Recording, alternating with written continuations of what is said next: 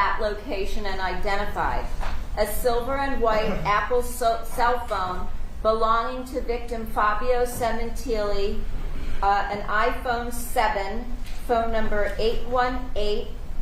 818-331-0463, serial number F as in Frank, C as in Charles, D as in Doug, S as in Sam, P as in Paul, 11, E as in egg, H as in Henry, F as in Frank, Y as in yellow, 8.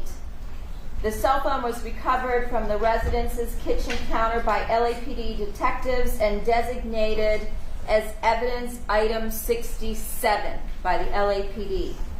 A black Lenovo ThinkPad laptop computer. The computer was recovered from the residence's kitchen counter by Detective Bucknell and designated as evidence item 68. These evidence items were packaged and booked into evidence at the LAPD Van Nuys Property Division by LAPD detectives. Counsel Joyne? Yes. The stipulation is received, and that is marked 22. Ladies and gentlemen, you'll accept the contents of any stipulation as something that has been conclusively proved. Thank you. Proceed.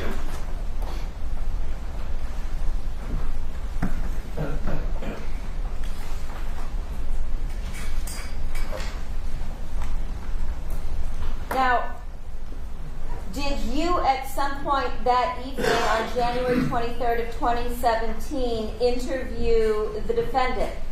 Yes. And did that take place at approximately 9:15 that night? I believe so. And I think you told us yesterday that this took place across the street? Yes, at a residence across the street. Okay.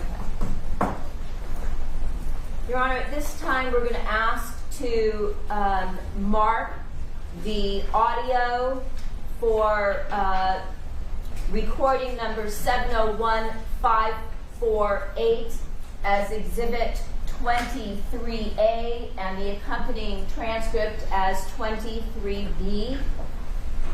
The recording is approximately 30 minutes. Let's have the transcript of 24 as the transcripts by law cannot be received into evidence. Okay. These items are so marked. And at this point in time, may I distribute the transcripts that are now marked as Exhibit 24? Yes. Thank you. And while counsel is doing that, the same admonition applies.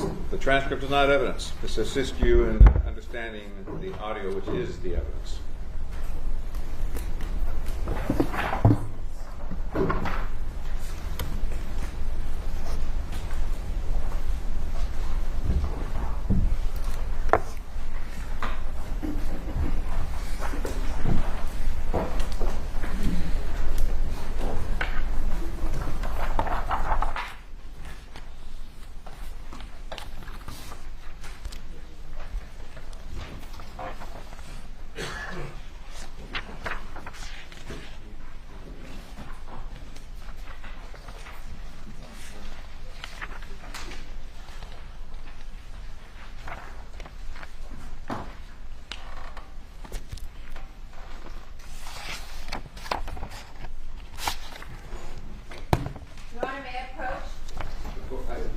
With this? I have it. Thank you. Your Honor, the people would agree to stipulate that the court reporter does not have to take down the recording. The rules, of course, say that she doesn't have to, but thanks for the offer. Okay. Thank you. Thank you, Joe.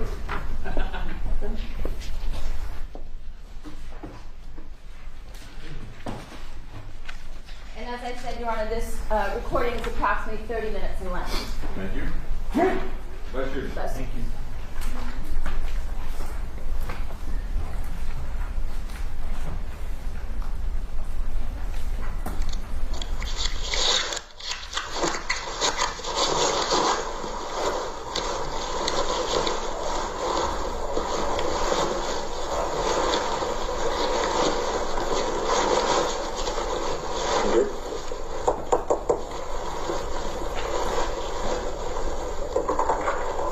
Hello.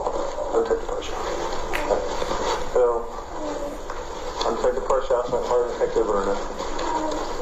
Monica? Take the first down. Very sorry we have to meet like this, okay? But we need to talk first, okay? And then Jessica and Bella. Okay. Yeah, I'd like to get some information from you, and then I can give you some information as well, and we'll get through this, okay? Do we have somewhere we can talk alone? Okay, good. Yeah, one at a time. Yeah, please.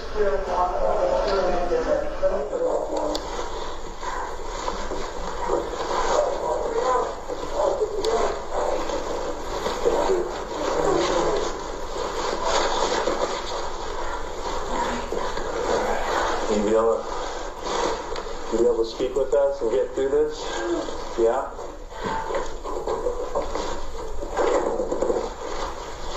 I just know there's media down the street. I don't want them open the camera or whatever.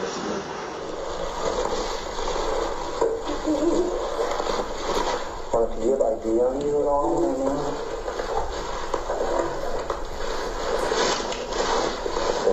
Is everything out here correct? Looks like the address is correct. And I will give you my business card and all that.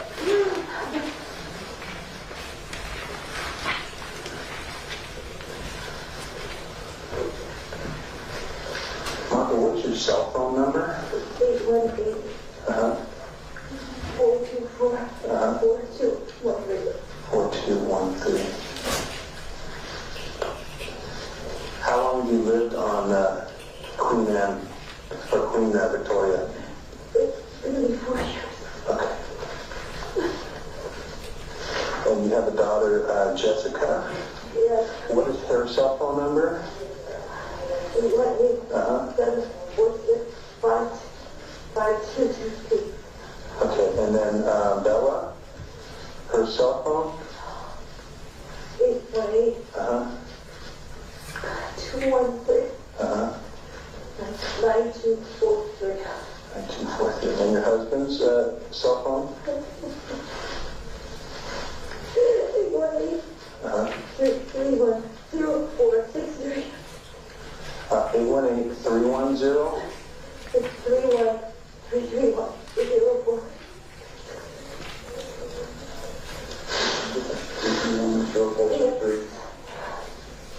818-331-0463. Is there anyone else that lives in the house with you? Just the four? Okay. No one renting a room? No guest houses? Okay.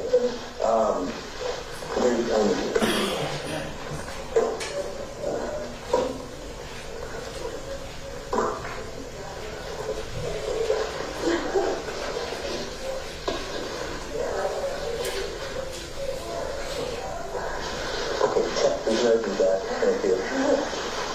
So tell me what happened today from the morning. What time did you get up? 6:30. You think you got up at 6:30 or 7:30?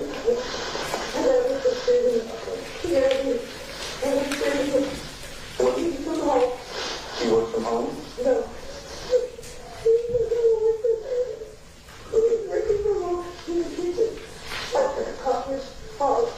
Business calls and stuff? Yes. Any issues with anything at work? Any problems or? No. I didn't.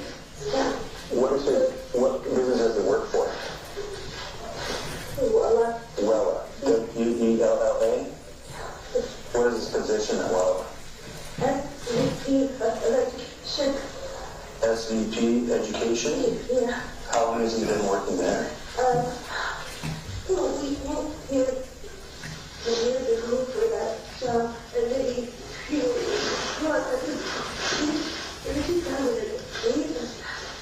Okay. So he's been with Bella since about 2007 or 8? Yeah, okay. And he had a conference call with just people from work that he normally does? And no big issues, no one yelling, no one had any problems? No. And then what did you do when you got up? Did you guys all eat breakfast together? Was everyone here? Had a coffee, took the slug, 11. she go to school? Airport Hills. Okay. And then what time? So Bella went to school about 8:30, something like that. Okay. And then so it was the three of you. It was you and Jessica and your husband, Fabio. Okay. And so he's doing work, and what are you doing around now?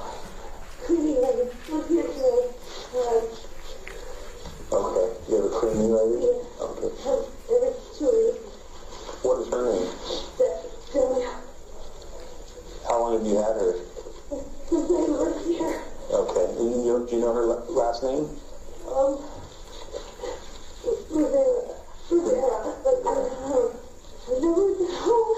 Okay. It's okay. So she came, what time did she show up? Okay. And how long did she stay? She left as usual, 1:30. Okay. And everything good with Delia? Yeah. She hasn't stolen from you guys, or no issues with Delia? Okay. All right. And then so you're here. What were you doing the whole day? It was with him and watched TV. He worked a little bit. I cleaned. You watch TV in the house or outside, inside? In your bedroom or? No. Family room. Okay. And then the laundry. And then he just come up to the chair. What time do you guys go to the gym?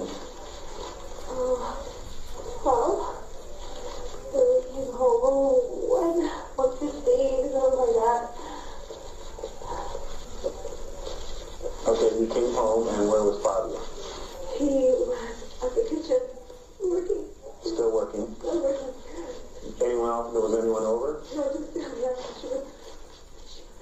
We were all there. Okay. We were making lunch. You were making lunch? We all were making lunch with the kitchen. What were you guys having? Leftovers, rabbit, and I don't know what the reason was. Okay. So you guys are fixing lunch in the kitchen. Okay, and then what? Then that's about 1:15. You guys started making lunch. And then he closed the computer. He got the computer outside. And he always said, Where does he always sit? The same chair that you saw him? Okay. And does he have the computers on his lap, just working on it? Yeah, and he had a cigar fire on it. Every night. Okay. So he put one on. I had a couple of cigarettes out there too. Mm-hmm. And I left stuff in this room. I left 3:40 maybe. I left. Okay. And went to Target. And 3:40 to Target? yeah. Okay, and why did you go to Target? Buy things that hard. Baby cream, pasta, Okay. and then I went down here, Okay. and I came home, got Isabella was home, I got her stomach home, garage door was open,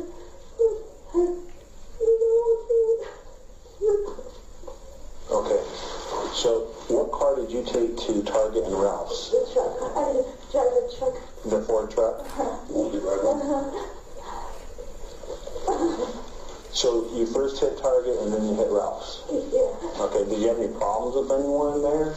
No. Anyone on the road yell at you, road rage, cuss at you, flip you off, anything like that? No?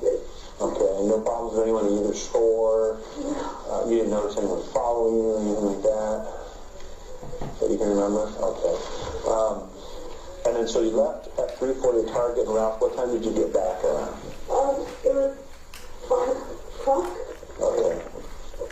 After Bella walked in. Okay, you came home, pulled in, and then you didn't know anything at that point, correct? No, just the door was open. The garage door was open? And I said, oh, where do you go? Because the car. Yeah. the phone already? She was on the phone. And she was... I started screaming and they were telling him to pick it up and move it. So you both were on him trying to move him? Were you wearing the little brown boots? Shoes. You wearing head shoes on your shoes? Is it thousands of us?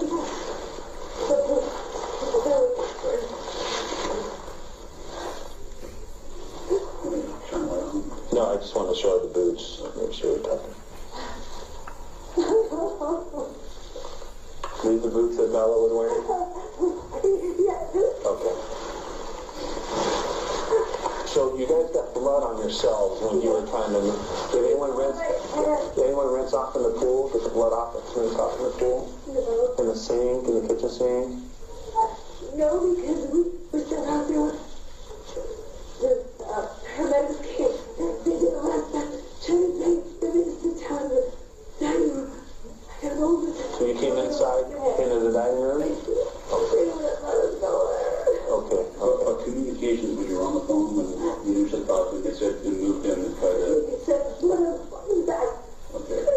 Was he sitting in a chair originally? Another chair. Over? The chair that he was laying on, is that the one he sits in, or he sits in the one across from that? The one behind it. Behind it. So he went forward, it looked like. Okay. I don't mean to... I'm just trying to... Okay, that's okay. I looked at your knives in the chopping block, the knives. The only ones that look like it could be missing, and most people have these ones missing, the little steak knives. There's two from the end and one from the... Are those usually like that, missing? The dishwasher. Probably the dishwasher? Okay, all right. You guys have a camera system, right? Yeah. Okay. I got somebody else last year. Good. Okay. What kind of camera system do you have? I don't know. Don't know. Okay. Is it hooked up to a computer? No. It's in the garage or the little box. Okay. And then our screen in the kitchen. Okay. So the screen And for the... look there. Look there. Everything's there now. Is that what you're saying? We moved into the hospital. They had a system already.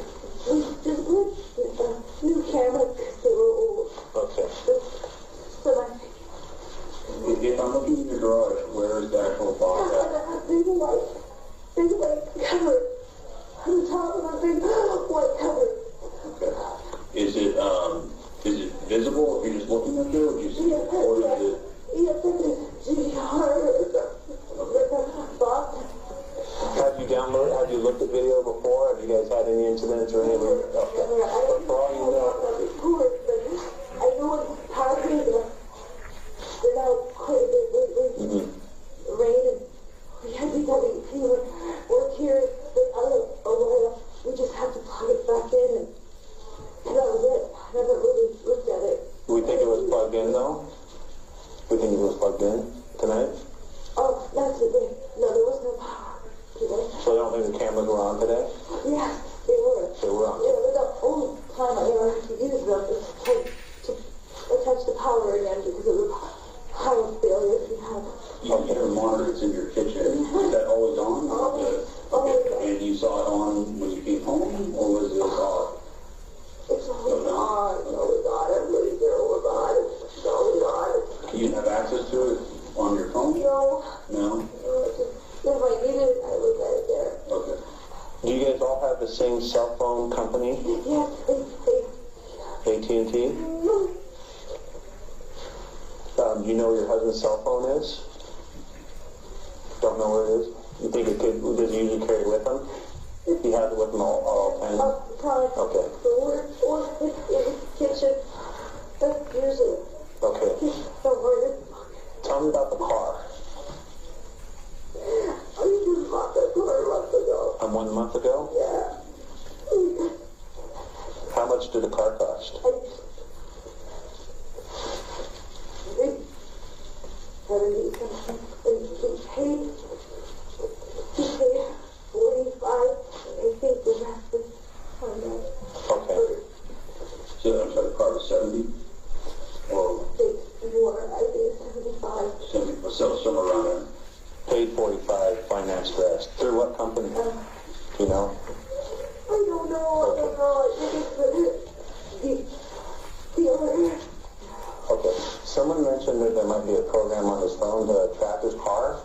Yeah, I think he got it, and he was showing me what his time. He said, look, I can see where my car is parked, and it was his phone.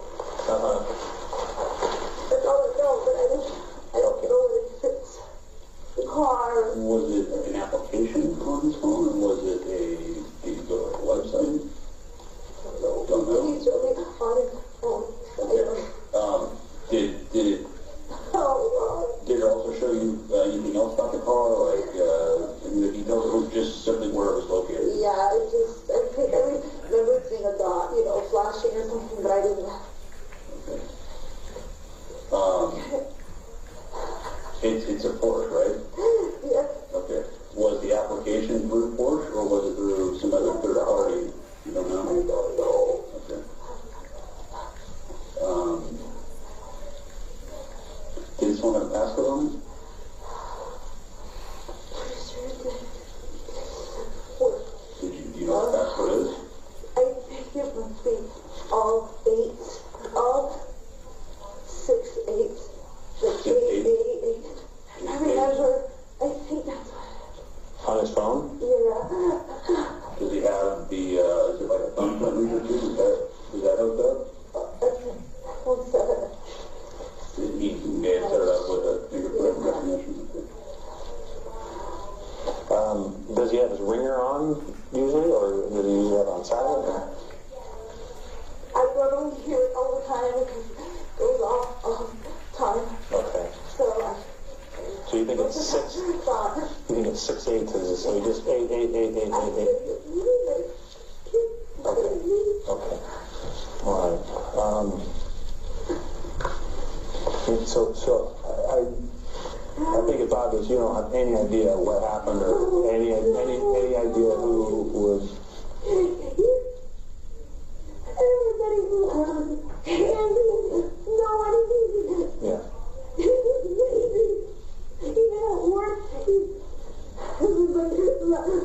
Okay. Yeah. I saw his workers came over tonight. I want to see the camera. Can I see the camera? Well, we've got to look at them first. I don't even know. Is there a passcode on the camera system? Admin. ADFIN. Okay. Is that the password? Or is that the user? No, it's just Admin? use the mouse to do it. One admin? Just admin. And where's the mouse at? Is that in the kitchen, or is that in The the screen, but it's on the screen. in the kitchen? Okay. Yeah. The car, was the transaction, did that go smoothly? Was there any feelings with anybody? Oh, no. Everything's fine? Where did you normally keep his car key at? In the kitchen. On the kitchen counter. Right on the counter. Is it on the counter? It's on his bag. The room is there. It was bad. Like where the laptop would be, or? Yeah, on the kitchen counter. It's always there. Some question, did he have life insurance at all? Not that you know of? Does his company have? Oh, company, I don't know. Either company. We have a life insurance policy for my stepson, his son. That's the only one we have. Yes, ma'am. Okay. I met you. I'm happy to have you, okay? These guys are the best of the best. Okay. They're going to do absolutely everything. And we'll go from there. Okay? Okay. Thanks, Beth. We're going to get through this, okay? We're going to get through this. He's down there. Yes. I see. Yeah. What did I see? I don't think... Yeah. crime scene. So we've got to preserve. So many people have been through there, the fire department, you guys. We've got to preserve things. It's going to help us do our job better. So, you know, we don't let anyone right now. Okay. Maybe on the way out, if you really need to see him, you still want to, then we can do it then. Okay.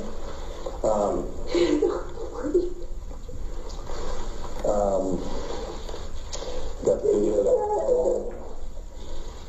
Anything else right now? Do you have any kind of enemies that you know of?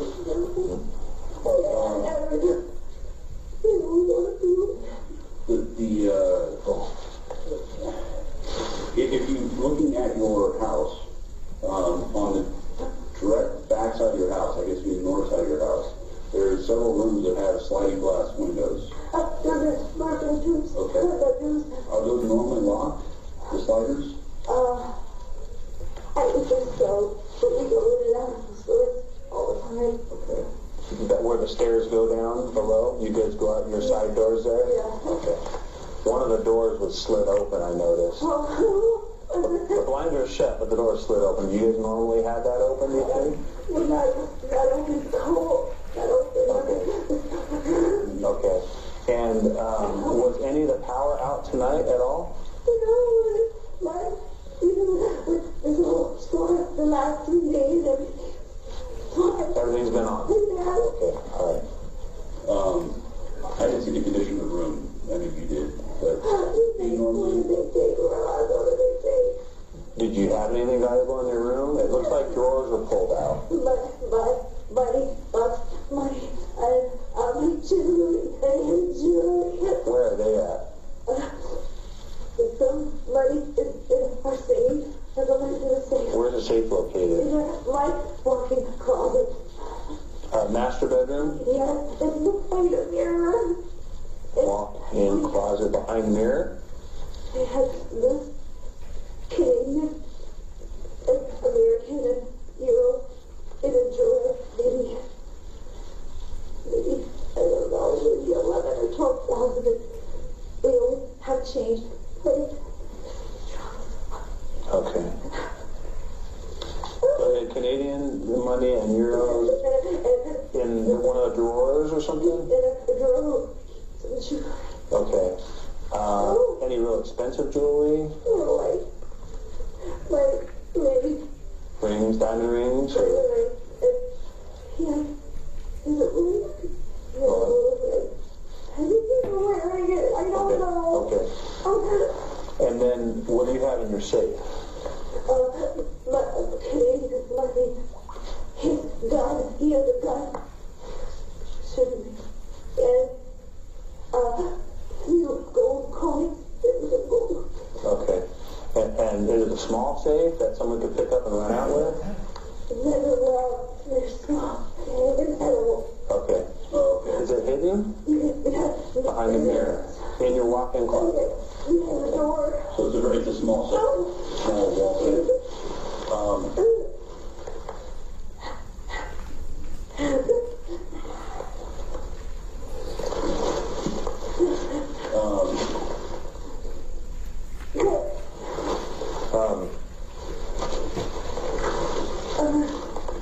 Where does he keep the car keys?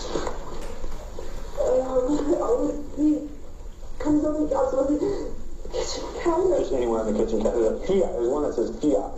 That's what my car. That was my son's house. Okay. While I was driving the truck, maybe 4 cars now. Bella has a Fiat. Okay. And he throws the kitchen. He shows the porch keys on the counter. Did he have 2 set? I think upstairs, that's her in kitchen drawer. Kitchen drawer. Okay. And then where do those stairs go in the back? The wood stairs. Tree house and pool equipment down there. Is there access to another gate or? Little cement, like those city. A wash? Yeah, behind there. So if someone was walking in a wash, could they gain access to your property through the wash? if they climb the fence? Is it a tall fence or? I don't know, yes. It's steel. Okay. Do you know about a crime that's happened in this neighborhood? We have a first-hand association. Every time something happens, everybody emails, and mostly they're happening on Tarzana, home break-ins, and we get all the news. Nothing ever. So have been no burglaries going on? Yeah, we have Officer Dent. He helps us in the neighborhood. The senior lead officer? Yeah. And then you're active in the crime watch I just read up on it. We send and the emails. and there's a lot of strange people walking, but we were all concerned because there's a really sober living house. How were those? 200. From your house?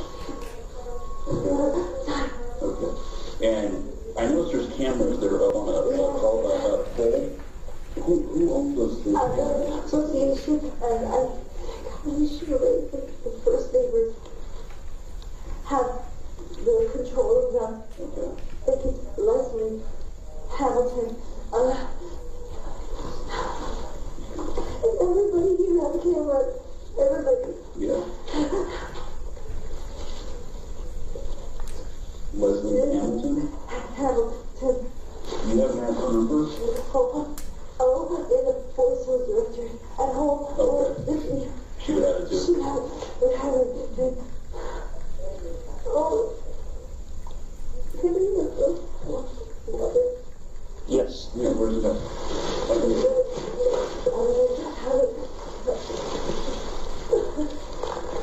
How long has the halfway house been there?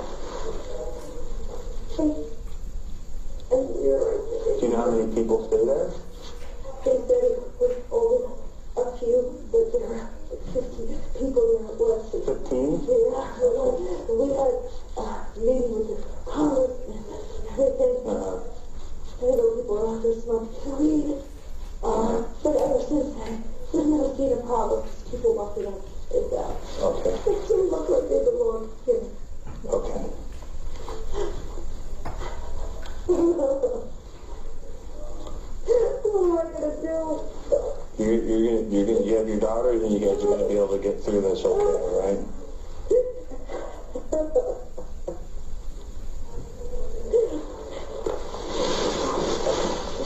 You know, you can come back in here. I don't have anything else for you right now. What are you gonna do? We're going to do everything in our power to find out who did this. There's video everywhere, and we're going to start with that. We're going to start with a lot of video. Can I go home? No, that we're going to have to go through. We're going to process the whole house. It's probably going to be here for hours and hours and hours processing every evidence. Okay. I'm done, sir. Okay. I know your daughter was asking about cats too. Yes, we have our cats in there now. Okay. I saw one cat, a gray one. Do they go outside at all? Or they indoor cats? Only the gray one goes in and out. Okay. Just the gray one, the other one. Okay. All right. So they want to get cats if possible at some point soon. They're getting water right now for you. I had one other question that you're going to be focused now. You said your daughter was on the phone. Yeah. How's the phone? The house phone. Did you take the phone out there to the patio? I don't know. Okay. Maybe, I don't know. But you recall it being on speakerphone? Yeah, he was telling us what to do.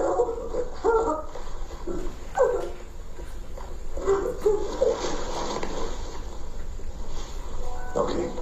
Monica, you want to come back out to the living room with your daughters, and then we'll talk to Bella or one of your daughters. That's okay. Is that okay if we talk to Bella? Yeah. Okay.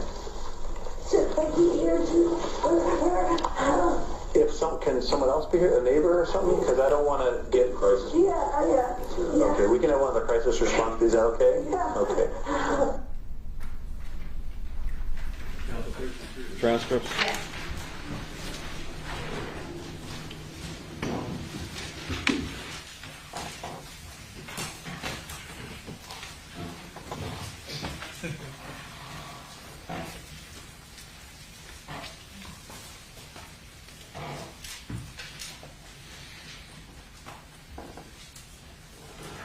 done that, Your Honor. Thank you.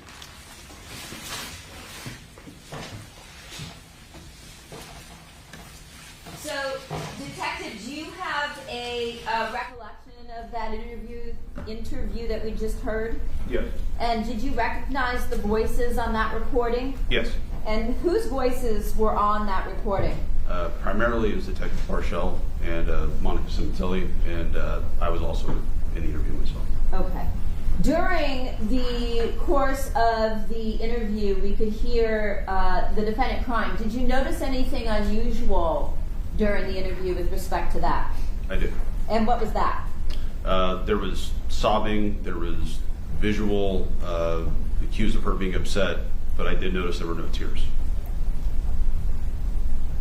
At any point in time when you asked the defendant about her events and interactions on the day her husband was murdered, did she ever mention somebody by the name of Robert Baker? No. Did she ever mention the fact that she had met up with Robert Baker that day at LA Fitness? No. Did she ever mention to you that she perhaps played racquetball with Robert Baker that day? No. Did she ever mention that she played racquetball at all? No. Did she ever mention to you that she had met up with Robert Baker at the Target? No.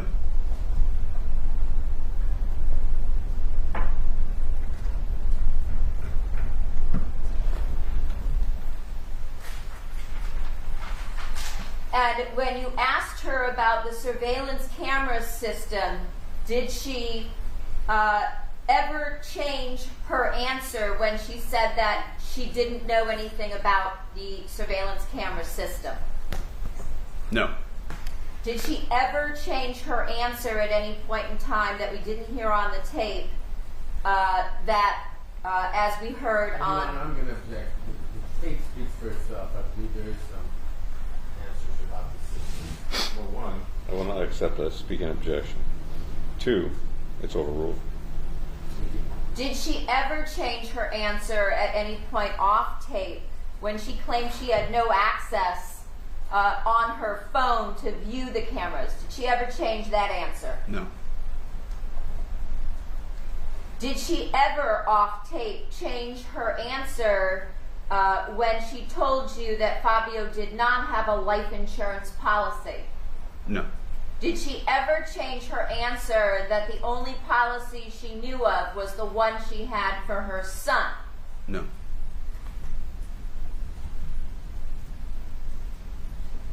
We heard her tell you the phone numbers for her own cell phone, for that of her husband, Fabio Sementilli, and for that of her daughters, Jessica and Bella. Did you subsequently obtain a search warrant or subpoena signed off by a judge in order to obtain phone records for those phone numbers? Yes.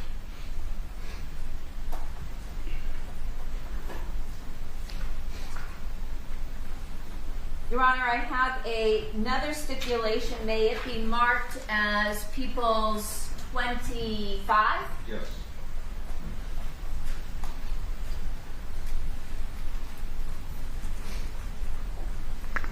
This one reads, stipulation cell service / call detail records / telecommunications provider business records.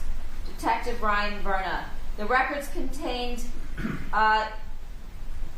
in the following exhibits were obtained either by a search warrant or subpoena and are true, correct, and authentic business records for the companies from which they came. AT&T records for defendant Monica Sementilli, iPhone number 818-424-4213 for item number 119, iPhone 7, serial number A1778, and SIM card passcode 1962. AT&T records for Fabio Sementilli, iPhone number 818-331-0463, AT&T records for Jessica Sementilli, phone number 818-746-5222, and AT&T records for Isabella Sementilli, 818-216-9243. Parties agree that each of the preceding records contains a true and correct record of an act, condition, or event of the business, and that the business's respective custodian of records or other qualified individuals would testify as to its identity and mode of its preparation.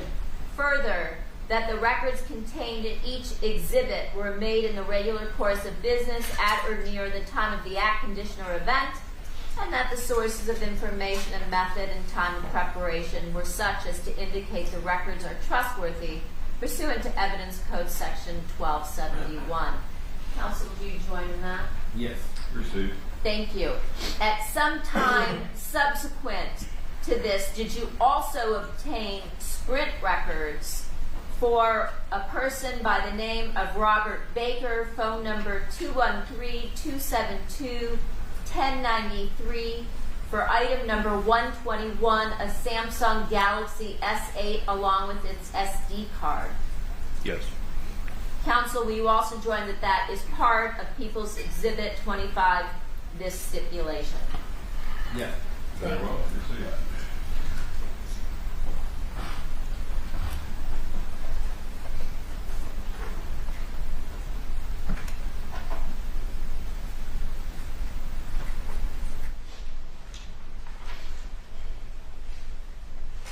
Now, we heard at the end of the interview with the defendant that you asked to interview the daughters. At that point, did you and your partner also interview separately both Jessica and Bella Sementilli?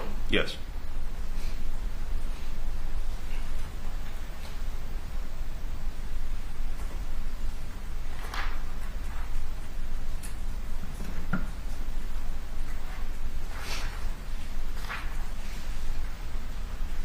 Did the two daughters also provide you with information on their half-brother, the victim's son, Luigi Sementilli, who was living in Canada at the time?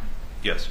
And at some point, did you and or your partner also have contact with Luigi Sementilli by phone? Yes.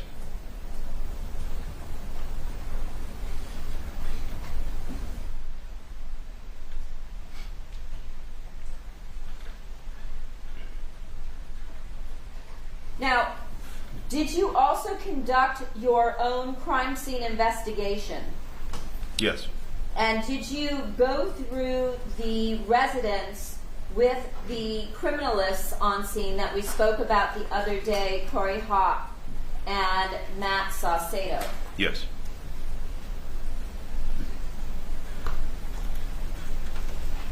As you went through the crime scene, did you notice that anything with respect to any physical evidence inside the residence itself? Can you repeat the question, please? Yes. Did you notice any physical evidence, biological evidence, inside the residence as you conducted your investigation? Yes, there was a lot of it. And what was that? There's red stains all over the living room. The kitchen area. Kitchen or living? Let me call it the dining room. It was right as you would enter or exit out of the French door that led out of the kitchen area. Onto the patio? Yes, and obviously in the patio area there was lots of red stains, blood, and also in the master bedroom area. Did you notice any in the entryway of the home as well? I believe so, yes, as you went towards that rear bedroom. The rear bedroom being the master bedroom? Correct. And did you notice whether there also were bloodstains in the garage area? Yes. Yes, there were? Yes. As I recall. Now, as a homicide investigator, what is the purpose of walking through the crime scene? Well, you have to try to understand how this incident may have occurred. So, obviously, we have a decedent in the backyard. There was lots of evidence tracked through the house, and it's essentially how you're going to figure out how this incident occurred. I'm going to show you some photographs.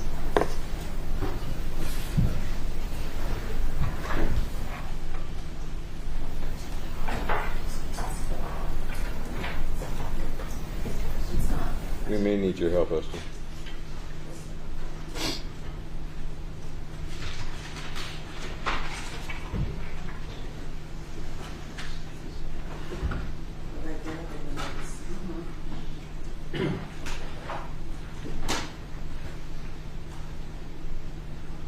Did you also conduct an examination of the exterior of the residence?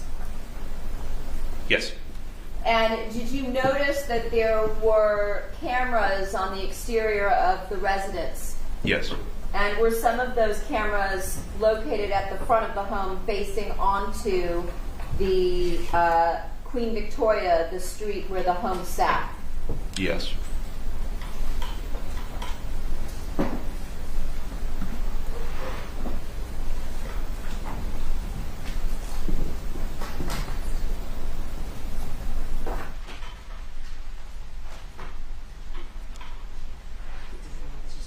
Were there any particular rooms in the home that appeared to have evidence of a disturbance?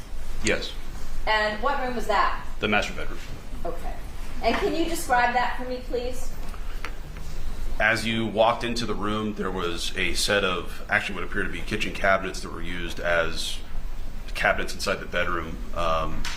Those appeared to be ajar, and the contents were removed onto the floor. There was a drawer that was halfway pulled open. And that was the main area of that room that was disturbed. Was there any other room in the entire house that appeared to have been disturbed in that condition? No. Would you characterize the disturbance that you saw in terms of the items that were strewn about as evidence of ransacking? Yes. Did you also go to the upstairs area of the home? Yes. And in that upstairs area of the home, did you note whether or not, again, there was any evidence of disturbance or ransacking? Yes, and there was not any evidence of ransacking.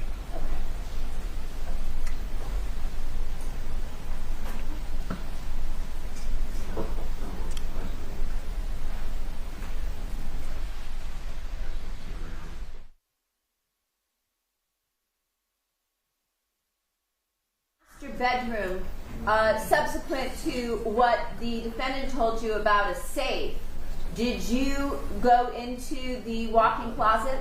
Yes. And were you able to find this mirror? Yes. And behind the mirror, was there indeed a safe? Yes, it was a wall safe. Okay. And did that appear to have been disturbed in any manner, or did it appear to have been untouched? It appeared to be undisturbed. I'm sorry, what was that? That'll be sustained. I didn't hear. There you go. Whatever you did, it worked. Did you see any evidence of, was the safe closed? Yes. Was there any blood or anything that resembled any kind of red staining on the front of the safe? No.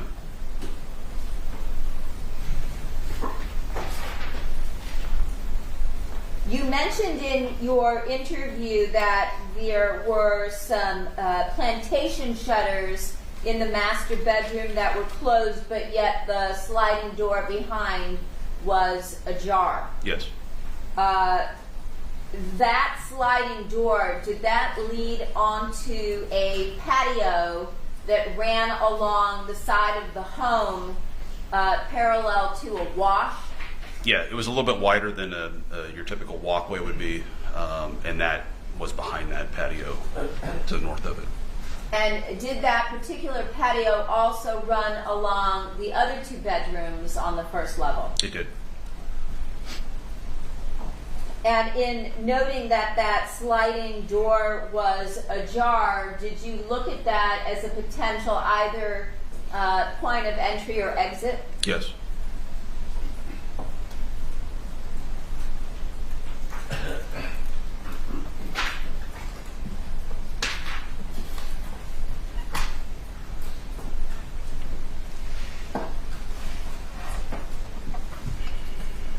Showing you what you previously reviewed the first day that you testified, People's Exhibit 7, page 5.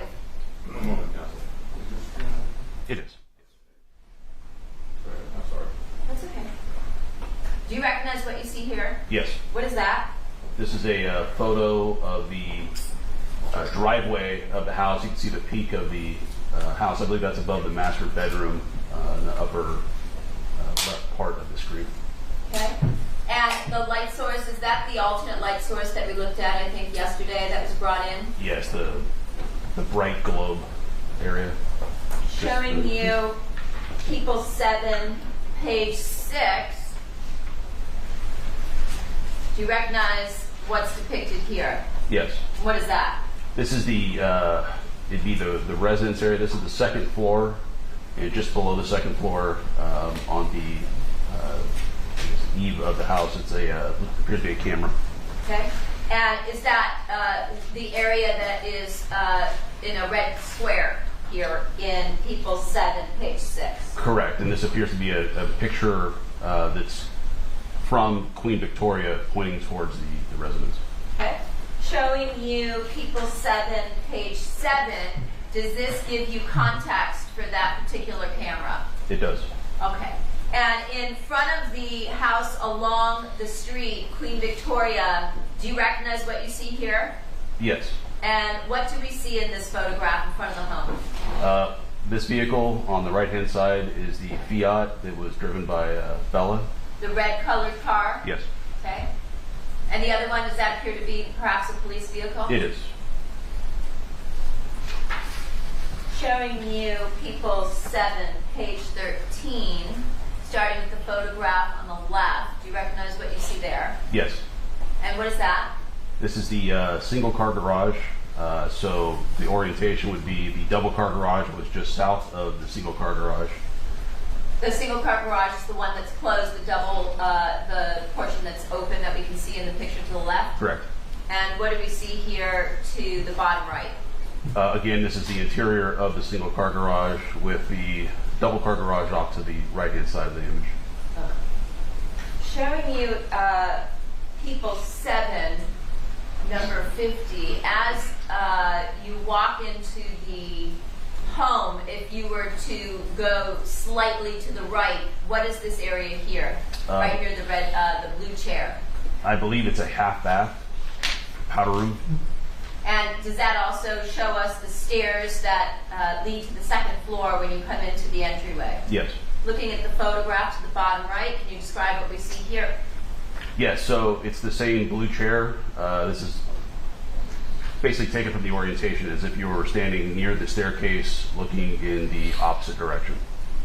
And looking at the photograph in the bottom right, does this area where the floor changes from this tile or marble to wood, does that hallway lead you to a particular location? Yes.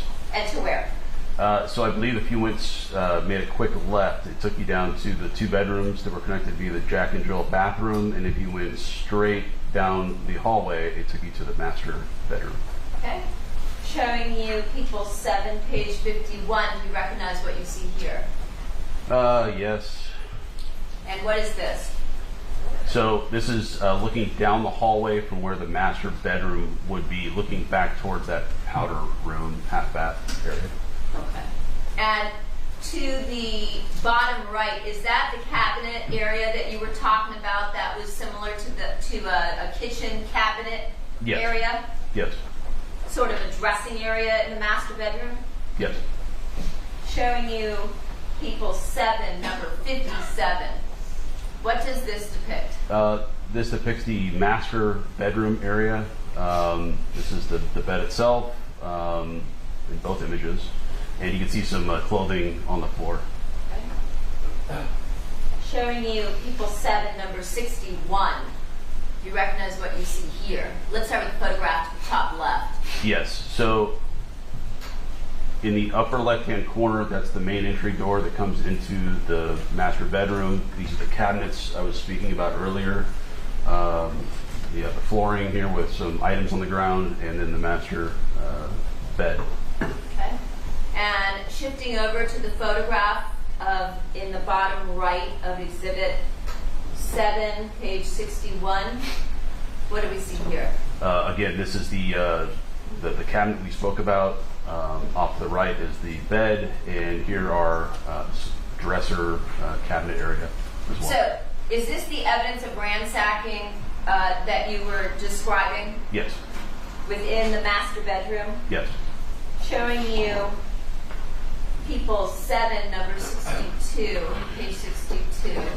Are these also photographs taken of the master bedroom? Yes. And if we look in the photograph to the top left, where I'm pointing, does that lead you to the walk-in closet area? Yes. Showing you the 2 photographs in people 7, number 63. Again, are these photographs of a cabinet in the master bedroom that is adjacent to the shutters that cover the sliding door to the patio? Yes. Your Honor, what's the next in order? Is it 26? It would be 26. Thank you, Your Honor. Showing you Exhibit 26. There is no 26. Oh, I'm sorry. Your Honor, I have a set of 2 photos. It's labeled Search Warrant 5012 Queen Victoria Road, Master Bedroom Safe. It has looks like 3 photos actually. If I can have this marked please as People's 26, and then has a 5 in the bottom left corner. Yes. Thank you.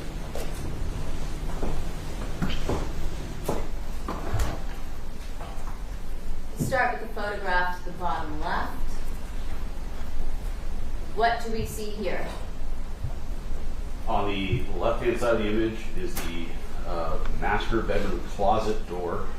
Behind the door is this mirror, and if you were to pull the mirror from the right-hand side, it was hinged. Behind the mirror is the wall safe. And is that what we see in the center photo, and then a close-up of that safe in the photograph to the far right? Yes.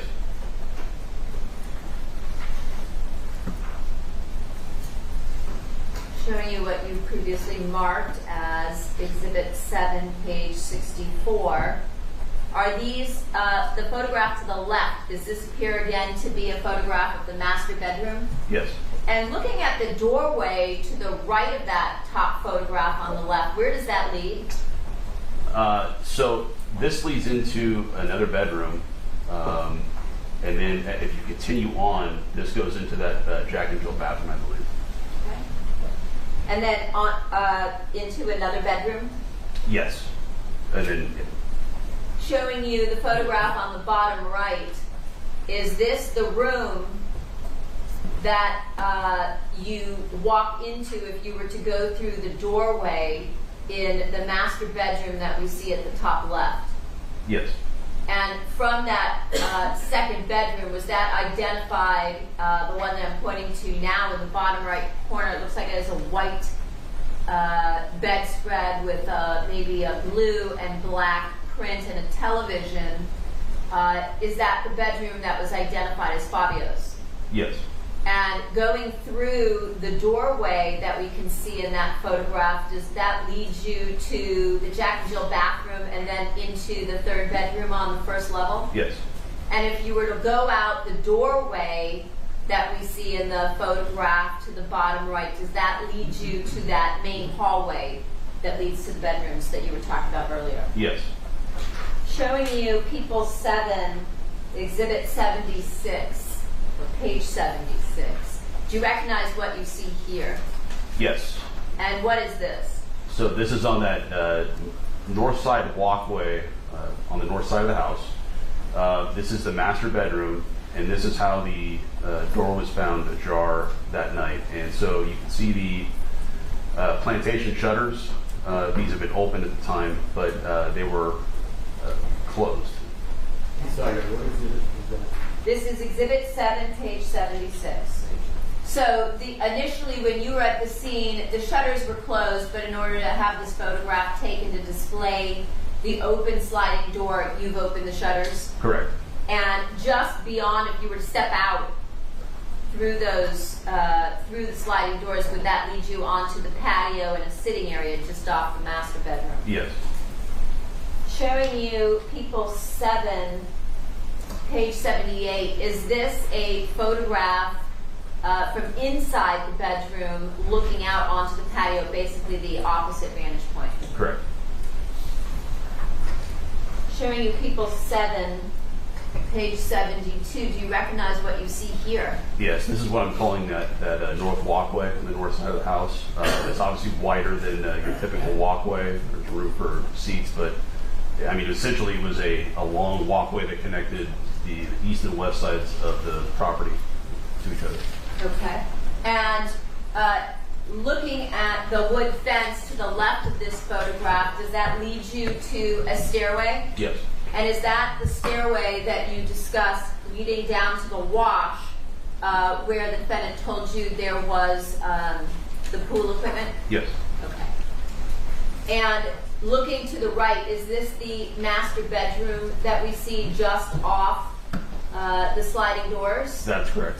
And do you see the area that has, again, a red box around it up in the eaves? I do. And did you notice something in that area? Yes. And what was that? There's another camera that's up in that.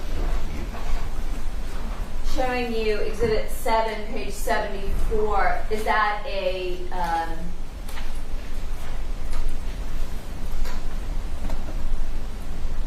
close-up of that same area with that camera where it's circled again and there's a red square? It is. And if you were to go through the white wood gate that we see here to just beyond the bedroom where I'm pointing to the left of this, looks like a wood chest, where does that lead you to? First off, I'm not sure if that's wood or metal, but it would lead down the east side property to the driveway. Okay. To the front of the home? Yes. Showing you People 7, page 75. Is this a photograph looking towards, if you were to, towards the master bedroom, and if you were to walk along this path, eventually to the back of the pool? Correct. It's taken in a westerly direction. If you're continued to go west, it would take you to the pool area. Okay. Showing you People 7, page 70. Is this the other side, if you were to walk through, like you said, that either wood or metal gate that would lead you back towards the front of the home? Yes. Showing you People 7, page 71. Once you go through those gates, does that lead you to this area here where it looks like there is an outdoor sink maybe and some garbage cans? Yes.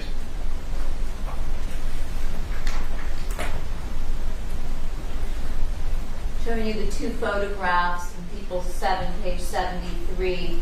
Do they appear to depict the surveillance camera off the patio area near the master bedroom on the side patio? They do. Looking at People 7, page 79. Let's start with the photograph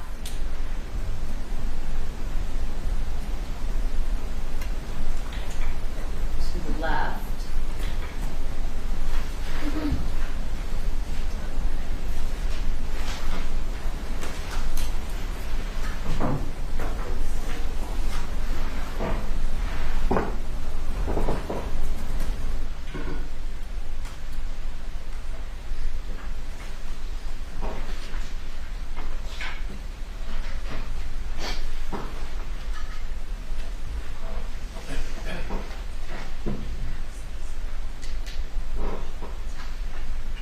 Can you describe for us what we see here in this photograph?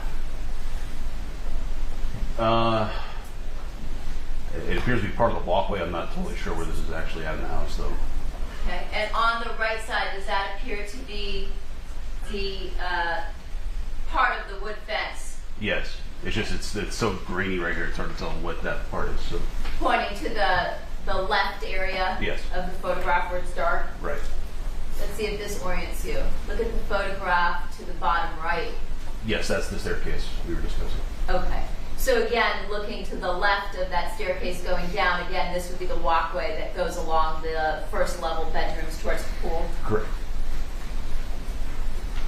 Now, did you also, prior to the coroner's personnel moving the body in any manner, did you also examine the area where Fabio Sementilli was on the back patio? Yes. Showing you People's 8, page 13. Do you recognize what you see here? Yes. And what is this? This is the back covered patio area of the house. In the upper right-hand corner, you can see the doorway that leads into the kitchen area of the house.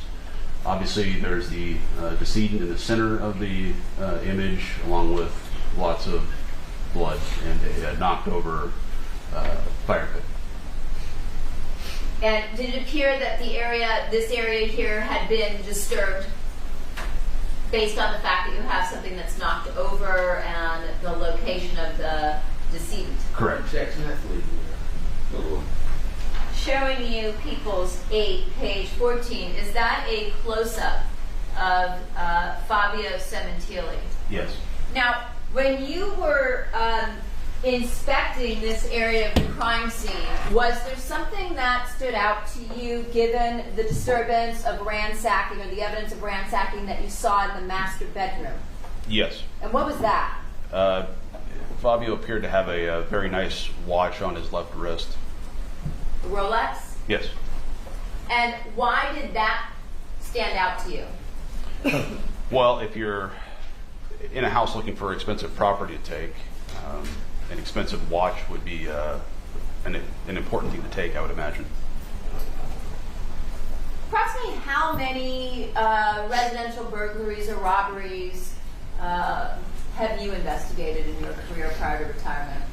I mean, going back to patrol, I would say hundreds. I've been out to numerous calls of alarms going off, of actual verified burglaries, you name it. Showing you People's 8, page 15, 2 photographs. Is this, do these photographs depict a close-up of his left wrist along with the watch? Yes. Showing you People's 8, page 16. Do you recognize what you see here? Yes. And does this appear to depict the head, the torso area of the victim as he slumped over the chair? Yes. And just above his right hand, did that appear to be a handset that had a base inside the residence? Yes. Showing you People's 8, page 17, is this a close-up of the right side of the decedent's face on that chair? Yes. And just to the bottom, you can just make out a portion of that handset from the phone? Yes. If you were to come around the back of the patio area that we discussed that runs along the 3 bedrooms on the first level, would that lead you to what you see in photograph or People's 8, page 2? Yes. And what do we see here? So this is an orientation of this would be the west side of the property. You're looking from north to south, and this is the covered patio area where Fabio Sementilli was found. And looking just to the right, is that some type of alternate light source that was set up in order for you and criminalists to be able to conduct your investigation that night? Yes. Once the coroner came, were you present when they moved the the decedent's body onto some plastic sheeting. Yes. Is it standard procedure in the homicide cases that you handle that once coroner personnel come to the scene, that they lay out some type of clean plastic sheeting prior to transportation of the decedent back to the coroner's office, or what's referred to sometimes as the Forensic Science Center? They do. Showing you what we see here in Peoples 8, page 19. Do you recognize what you're looking at? Yes. And what is this? This is Fabio Sementilli after the coroner had arrived, and they call it rolling the body. And at that point, were you able to get a look at some of the injuries to the front side of his body? Yes. Okay. Showing you Peoples 8, page 20. What do we see here? Again, it's the same scenario, just a different angle. And in this particular photograph, were you able to see that he was bleeding not just from the neck and face, but that he also appeared to have a significant... I have not heard the question, so we're not ruling the objection quite yet. A significant wound to his right leg. Overruled. Yeah, at this point, we weren't sure about an injury to the right leg. We weren't sure if that was just from him lying in the pool of blood. Okay. At some point, were you able to make that determination? Yes. Showing you Peoples 8, number 21. What do we see here? Again, same scenario, just different orientation. Okay. This showing the face, the right arm, and what appears to be the right leg. Yes. Showing you Peoples 8, page 22. Do you recognize what you see here? Yes, this is a close-up of the face and upper body. Of the decedent? Yes. Showing you Peoples 8, page 23. Does this photograph depict the right face and neck of the decedent, Fabio Sementilli? Yes. Showing you Peoples 8, 2 photographs, page 24. Does this appear to depict the abdomen area and chest of the decedent at the scene? Yes. And the individual that we see that appears to be wearing blue gloves, do you know who those gloves belong to? That'd be the coroner's personnel. Okay. Showing you Peoples 8, page 25. Does that appear to be a close-up of the right side and neck area of Fabio Sementilli? Yes. And what did you notice here that was significant to your investigation? Well, you have multiple sharp force injuries on the neck, and they're appear to be targeted right towards where you have significant arteries and areas where you bleed out from.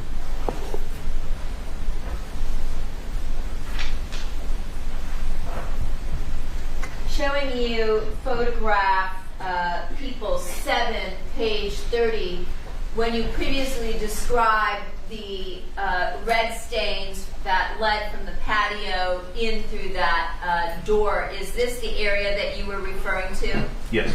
Okay.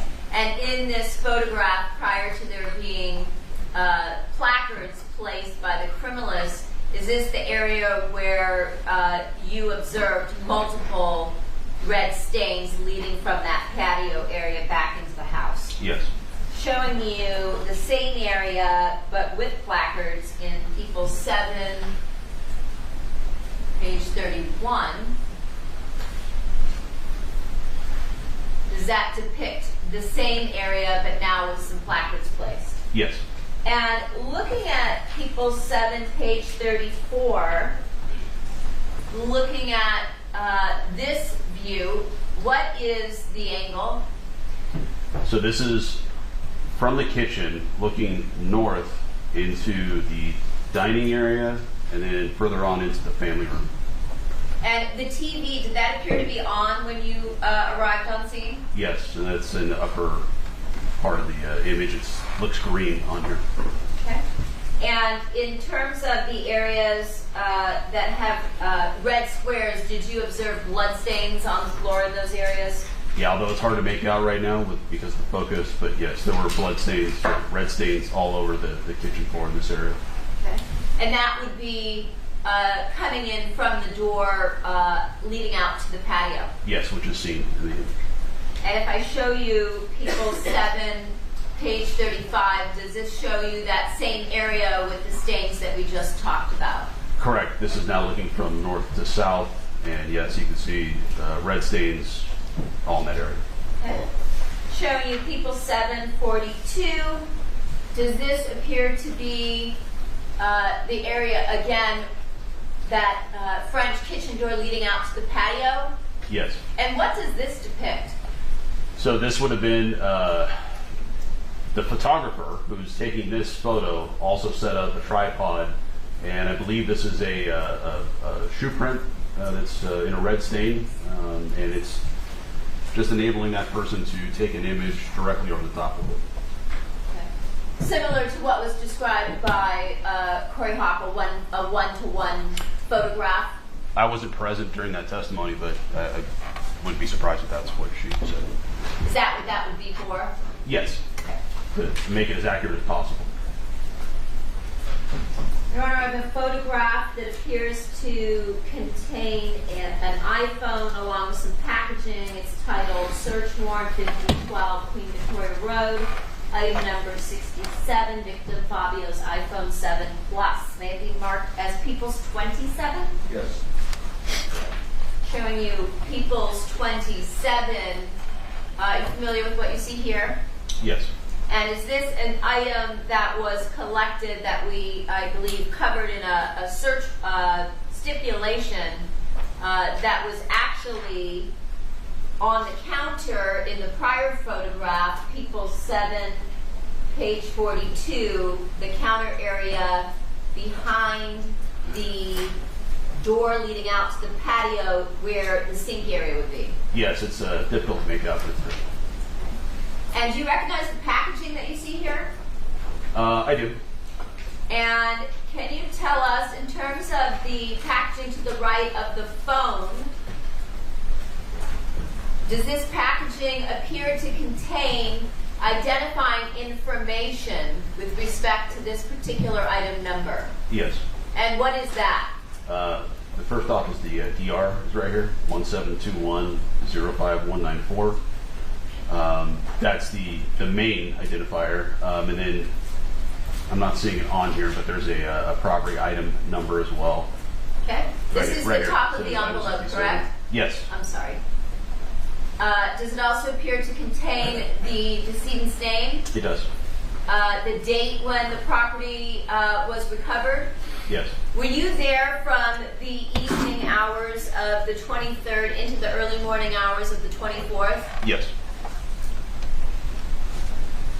And when you see the description, and it says item number 67 written in a couple times, does that correspond to any documentation that would be a part of your case file, or what's sometimes referred to as your murder book in this case? Yes. And what is that? There's a property report that's completed in this case. I'm sure there's multiple in this case. But the first one would have been all the property that was recovered from the residence, and that's item number 67 would be on that report. And that would identify this particular item? Yes. And looking at the photograph to the, or what we see in the photograph to the top left, does that appear to be some sort of an envelope from which item 67, or into which item 67 was placed prior to being placed into the packaging on the right? Yes. And the phone at the bottom, does that appear to be item 67? It does. Your Honor, I have another set of 2 photos titled Search Warrant 5012 Queen Victoria Road, item 67, victim Fabio Sementilli's iPhone 7 Plus. Appears to be the front and back of the phone. May it be marked, please, as People's 28. Yes. Thank you. Showing you People's 28. these photographs appear to depict that phone along with the passcode. Yes. Showing you People 7, page 28. Does this appear to be a photograph looking from the corner of the dining room into the kitchen area? Yes. In fact, if you want to put that back up, I can point something else out as well. So in the upper part of that image here, this is the, if you can slide it down just a little bit. Oh, yes. So this is the monitor that was on the countertop that was connected to the home's security cameras. Did it look black like we see here when Yes. you were in the home? Yes. And why was that? It appeared not to have any power. Okay. And the box that the defendant described to you as being on top of the cabinet in the garage, I think we talked about that. Did we talk about that yesterday when you testified? I think briefly. And that DVR box, did that appear to have been taken? Yes, and if I can add also, that box would have been virtually right behind this monitor. This wall, Let where me these, object, no foundation. That's a rule. the wall where these cabinets are up against, the back side of that wall leads into the garage. Okay. So, you were there. You saw the location of the cabinet in relation to where the monitor was. Yes.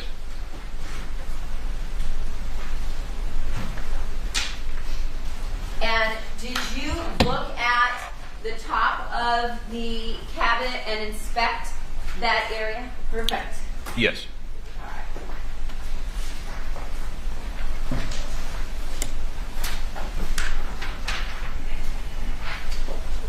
Showing you People 7, page 20, 2 photographs. Do you recognize what you're looking at here? Yes. And what is that? So this is the, on the right image, there's a doorway. This is the door that leads in from the garage to the kitchen area. Just to the right of that, on the wall is the sub panel we spoke about yesterday, and immediately to the right of that is this white cabinet that was described during our interview with Monica as having the DVR on top of it, and there was no DVR box, which is the digital video recorder. On the left image, you can see all the cabling that was there. We assumed it was attached to the actual video box. And this, the top of this cabinet area, again, was that just on the other side of that wall where the monitor was? Correct. And were those cables basically hooked up to nothing when you got to the scene? Correct. Council, I'm going to interrupt and take our morning. In the bottom right of People's 7, page 67. So this is the same little T intersection of the hallway here that we were just talking about. Again, the whiteboard is seen in the lower left-hand corner, and directly in front of you with the open door, that this is going to be the bedroom that Fabio was staying in. Okay, so this would be taken from inside the doorway of Isabella's bedroom. Yes. Okay. Showing you People 7, page 18.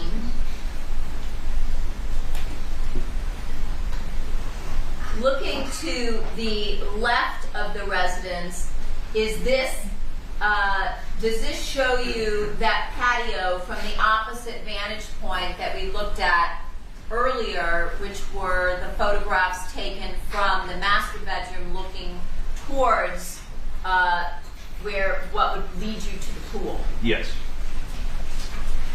Showing you People 7, page 80.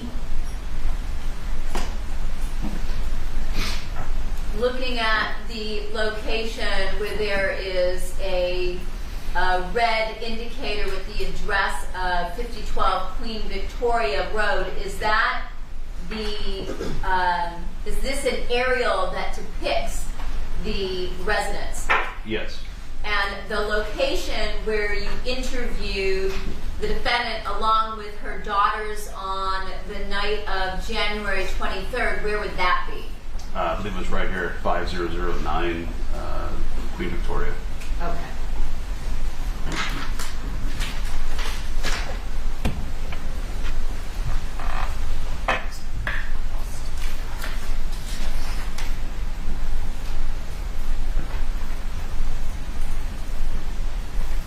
Now, when you were finished that night, did you lead the defendant through the residence? We didn't know. Okay. At some point in time, did you have a conversation with her after you had gone through the residence regarding whether there was anything that was taken? Yes. And what, if anything, did the defendant indicate to you had been stolen during the course of the murder of her husband? Objection. And this is Vegas to when this occurred, when and where? It's overruled. There was approximately $11,000 in various currencies. It was U.S., Canadian, and euros, and also costume jewelry. Did she indicate to you whether there was any jewelry of value that had been taken? Yes, and there was not. There was none. Yes.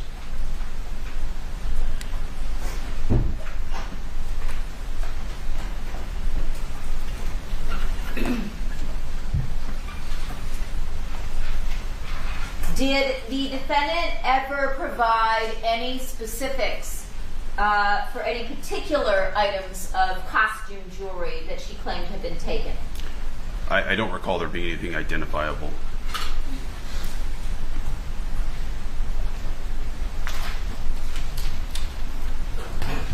And in terms of that drawer area, when you walk into the master bedroom, where you said there were those cabinets where we saw that one of the drawers was open and a cabinet was open, did you actually see any cash in that area? There were some loose bills in the drawer that was partially open.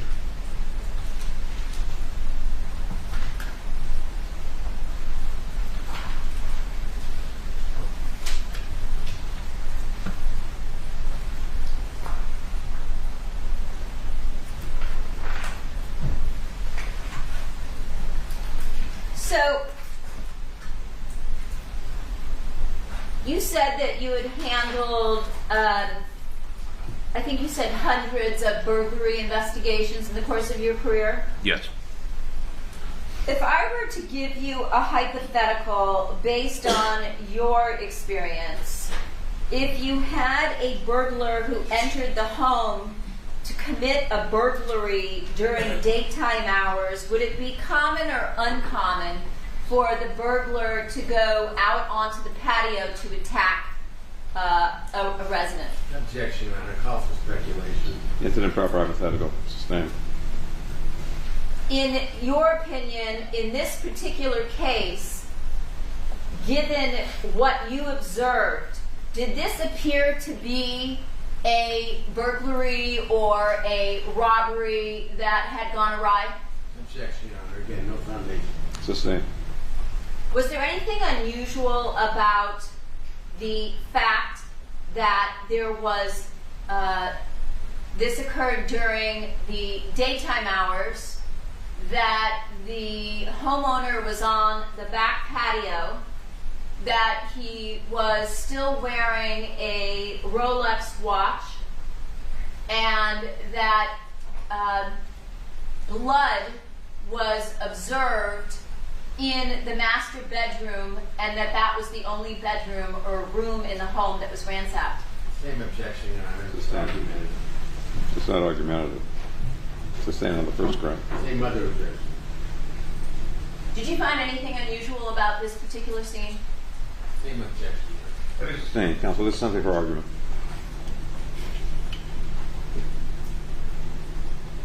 Would it have been possible to burglarize this home without ever contacting the homeowner, given the location of where the bedroom was located as opposed to where the victim was on the back patio? Same objection. Sustained. The fact that there was blood on items in the bedroom, did that indicate to you whether a burglary had taken place first or whether the murder had taken place first? It appeared based on that the ransacking had occurred after the murder.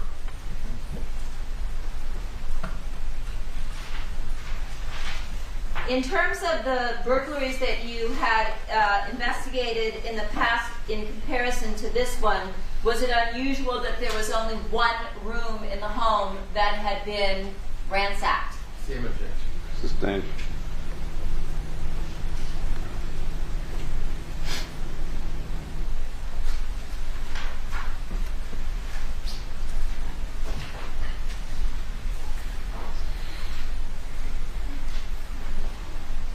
Was there anything about the location or the scene that appeared to you that the burglary was really a staged crime scene?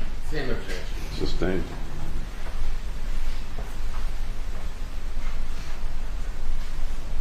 Did you recover some surveillance video from the area of Oakdale and Queen Victoria, some neighborhood community cameras? Yes.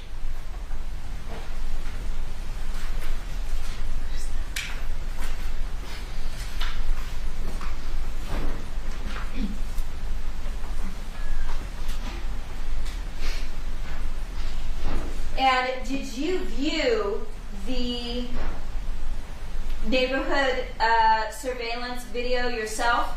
Yes. Did you view it along with other individuals, including your supervisor, Detective Castro?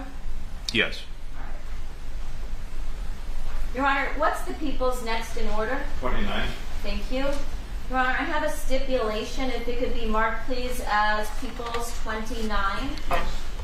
The stipulation reads as follows. Neighborhood surveillance video from Oakdale Avenue and Queen Victoria Road. On January 27th of 2017, Sean Kacharian of the Los Angeles Police Department's Technical Investigation Division accompanied LAPD detectives Parshall and Berna to the location of Oakdale Avenue and Queen Victoria Road in Woodland Hills. They acquired the neighborhood surveillance video contained in People's Exhibit. I believe it's already been marked as number 19, which is a true and correct copy of the video captured by the video surveillance system for the date of January 23rd of 2017. The system video timestamp is 1 hour fast. Counsel, do you join? Yes. Received. Your Honor, for the record, in terms of People's Exhibit 19, that is a DVD that contains multiple surveillance videos from the Queen Victoria location that are separately labeled. Thank you.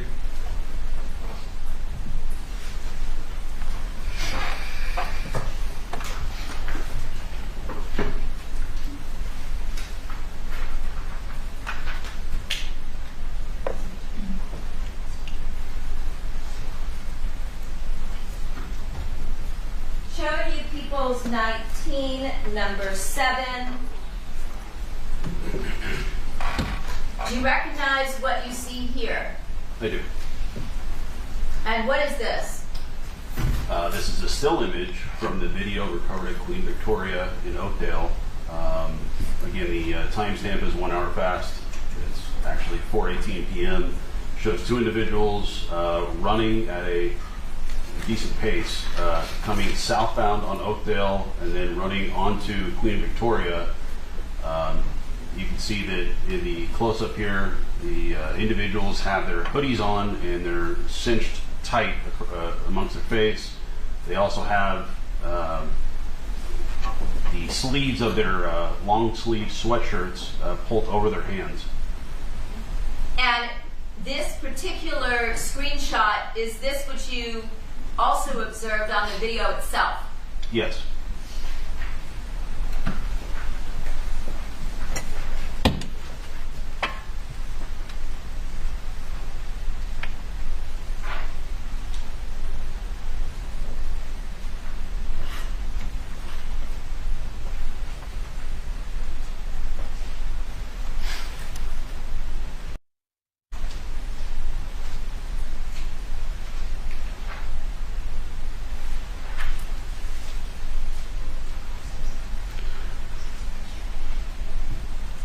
Your Honor, at this time we are going to ask to play various surveillance videos that are contained in People's 19, the surveillance video from the neighborhood surveillance camera from the date of January 23rd, 2017. Very well. Showing you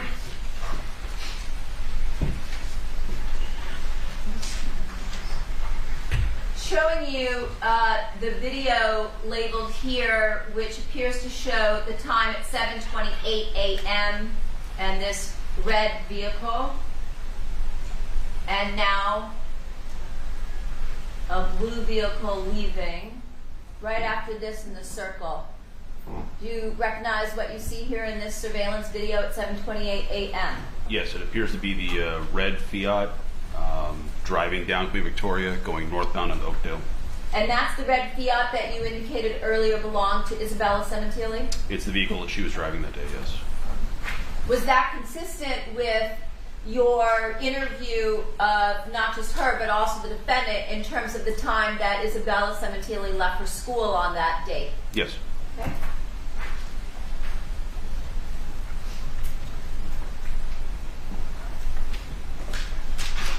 Showing you now video for 2:15 in the afternoon.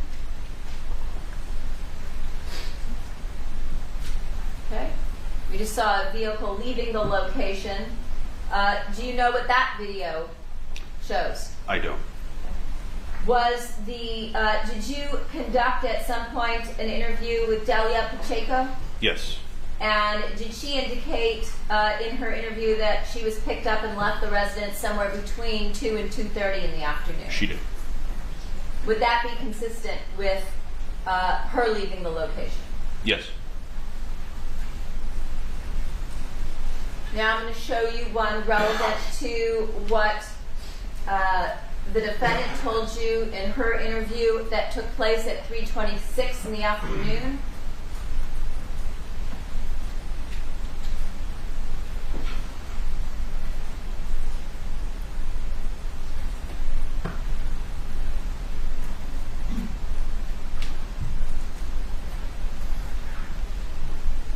Do you recognize what you see here? Yes, it appears to be the black F-150 pickup truck going down Queen Victoria and then driving northbound on Oakdale.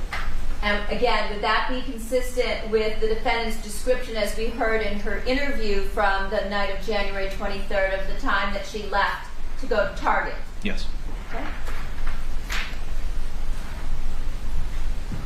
Showing you another video, this one for 3:47 in the afternoon.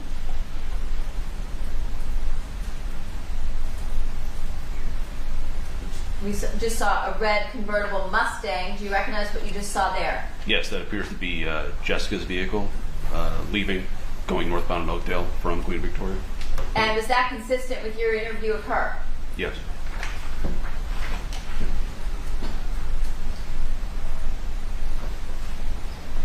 Showing you another video from 4:53 in the afternoon.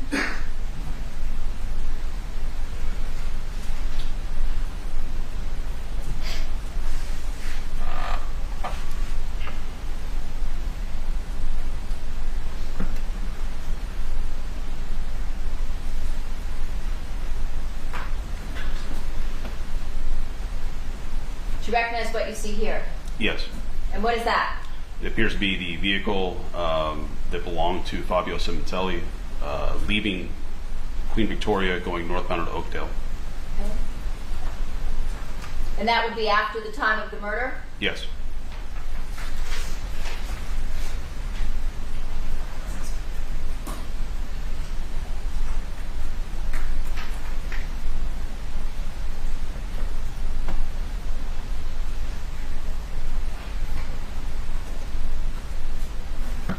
Showing you another video at 4:54 on that same afternoon.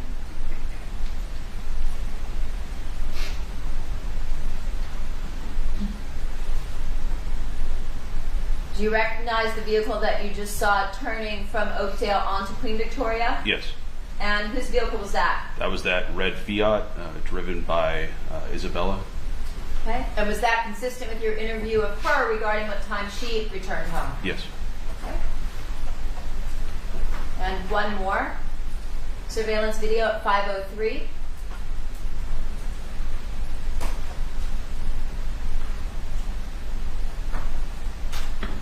Do you recognize what you just saw in that video? Yes. And what was that? That was the black F-150 pickup truck driven by Monica returning home.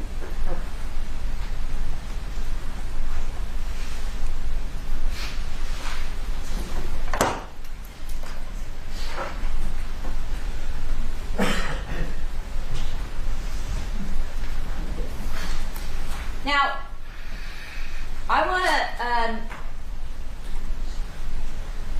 turn your attention to the date of January 25th of 2017 at about 5 in the morning. Did you respond to a location across from 22935 Khalifa Street? Yes. And why is it that you responded to that particular location?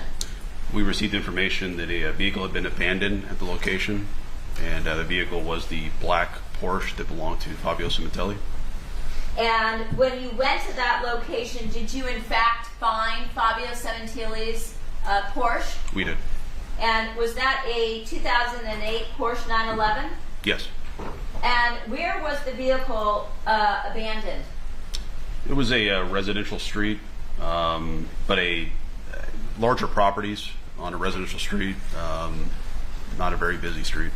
Okay. Was it just parked along a curb area? Yes.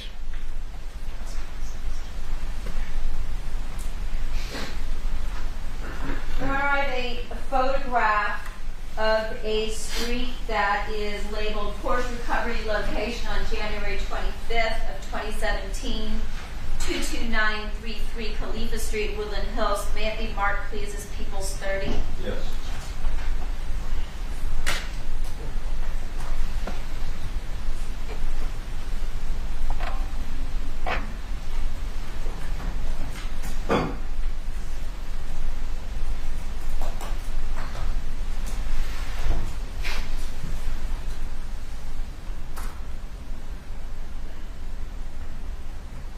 When you responded to the location, was it at 5 a.m.? Was it dark still outside? Very dark.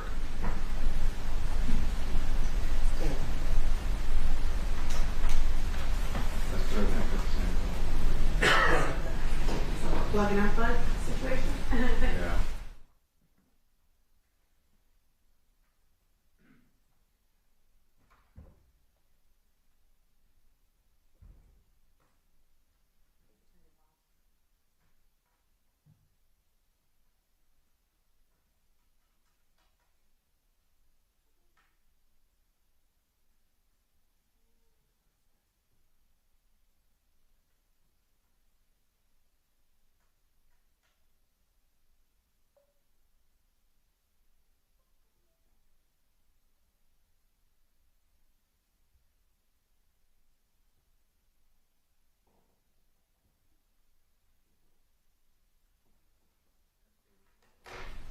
We may have to do a reboot underneath.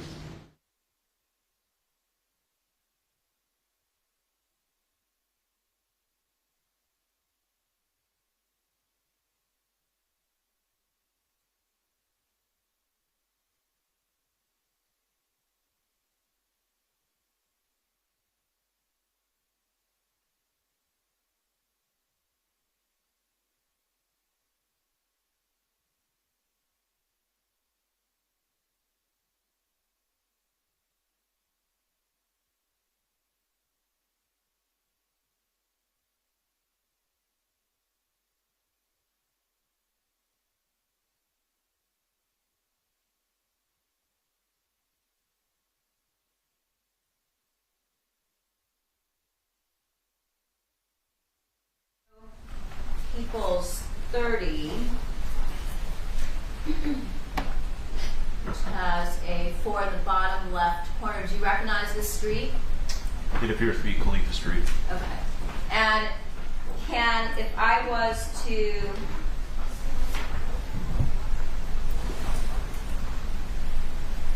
hand you this photograph, can you place an X approximately where the Porsche was? I don't know if I could based on this. Okay. Yeah, no, sorry. Is that the street that you, where you found the Porsche? Yes.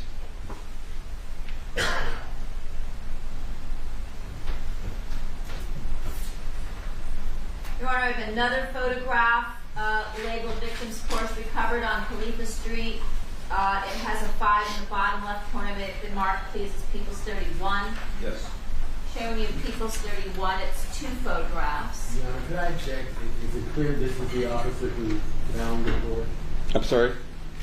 Is Detective Werner the one who actually found the Porsche? I don't know. I'd object if he didn't find it as to describing anything about where it was found. I don't know about this picture. Then if you're objecting to the last one, your objection's untimely. I believe the detective testified that they went out to this location on the morning of January. Let's proceed. Looking at the photographs that you see here in Exhibit 31, do you recognize what you see? Yes, and this is how I recall the situation. Very dark, so I don't recall the residences or how it looked on the street at the time, but this is how the vehicle was when we were at sea. And actually, did you take these photos? I believe Detective Parshall did. Okay. Who was with you that morning? Yes. And showing you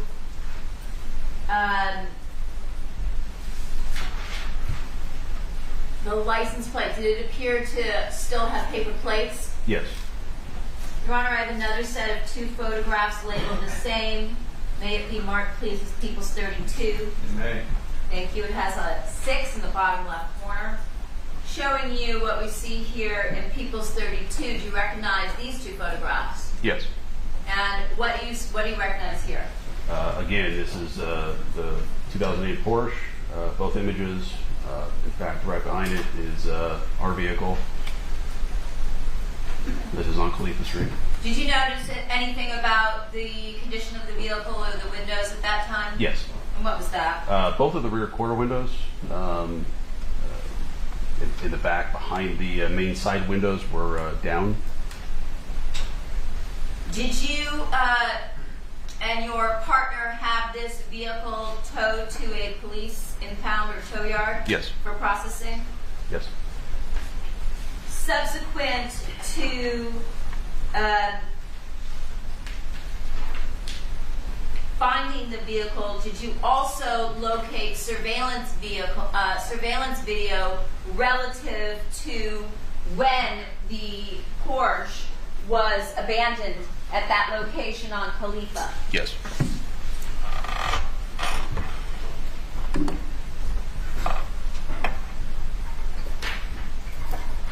Your Honor, I have another stipulation. May it be marked, please, as People's 33. Yes.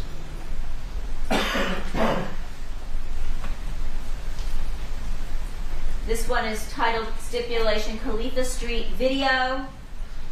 On January 25th of 2017, LAPD detectives Parshall and Berna viewed and downloaded video surveillance from cameras located at 22906 Khalifa Street.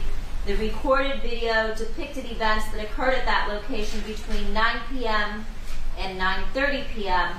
on January 23rd of 2017. A true and correct copy of that video is contained in People's,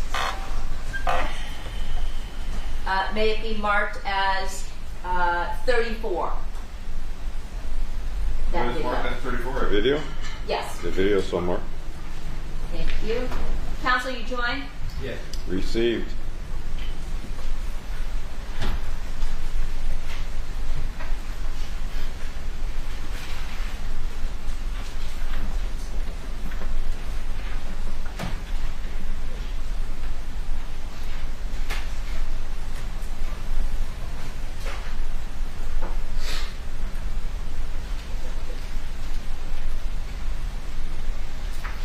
Your Honor, I have a still shot labeled Porsche dump on 22906 Khalifa at 9:20 p.m. with a yellow circle, a red 3 in the bottom left corner. May this photograph be marked, please, as People's 35. Yes. Showing showing you People's 35. Is this a screenshot taken from the surveillance video that we just discussed? Yes. Okay. Your Honor, we'd now like to play People's 34. Very well.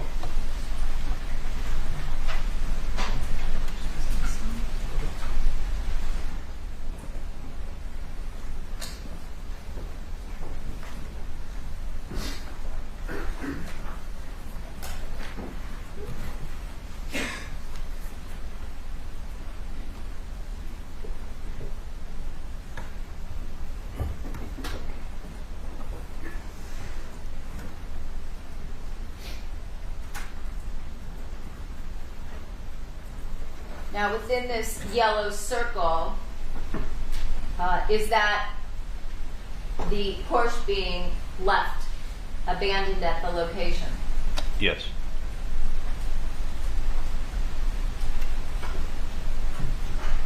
And what, if anything, did you note with respect to this video? There appears to be a single person that gets out of the vehicle and walks away from the vehicle.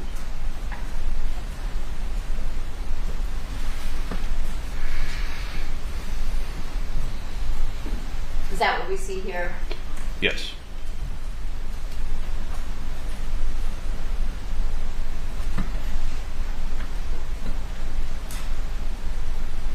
And Your Honor, for the record, this video, I believe, is 2 minutes in length.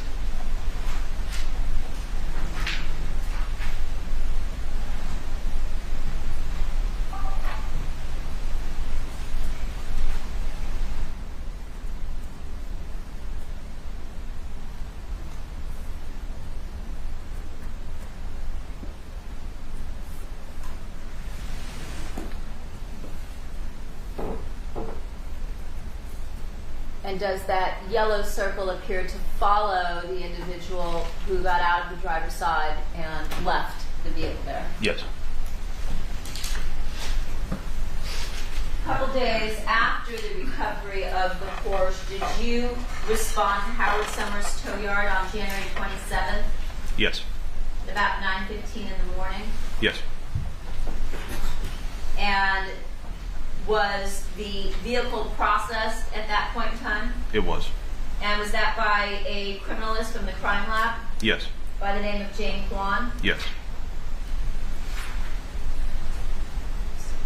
Your Honor, I have a set of 2 photographs labeled Processing a Victim's Recovered Porsche by criminalist Jane Kwan. May it be marked as People's 36. Yes. And it has a number 9 in red in the bottom left corner.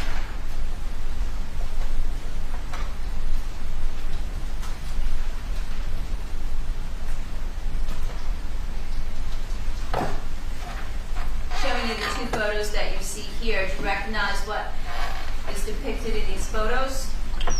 Yes, this is the vehicle once it had been impounded.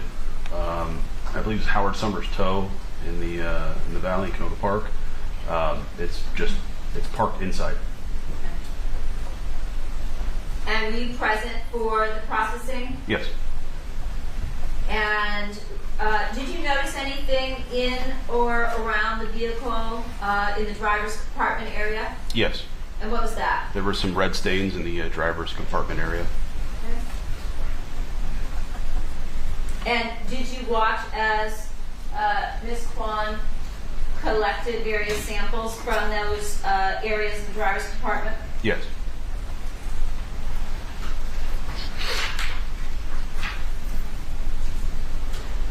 I have another set of 2 photographs, same title.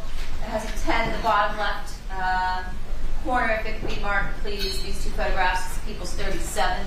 Yes. Showing you People's 37. Does this appear to show on the left the back of the vehicle? Yes. And what do we see here on the photograph to the right?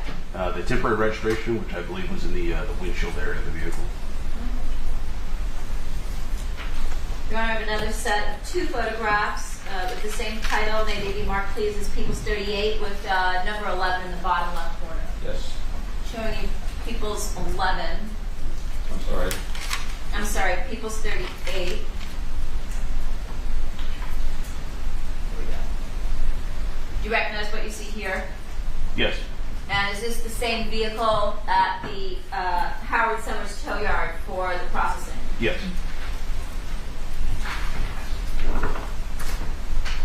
Now, in terms of the items that were collected by Ms. Kwan, did you collect those items from her and take them back to the lab, or did she do that? I believe she did that.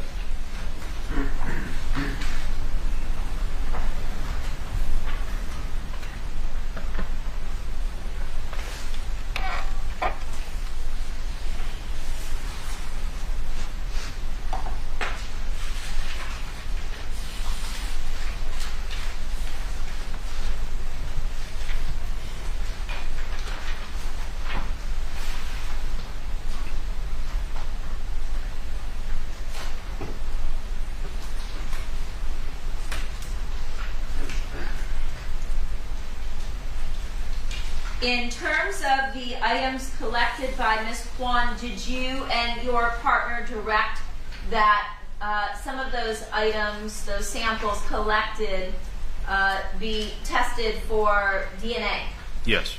And is there paperwork that you fill out to get that done? Yes. On February 14th of 2017, did you receive some information that started to focus your investigation? Yes. And what information was that? That some of the red stains from, I believe, the residence and also the vehicle returned back to Rob Baker. Robert Baker? Yes. Did you conduct some investigation into the background of this particular individual? Yes. And were you able to determine where he was living at the time? Yes. And do you know that location?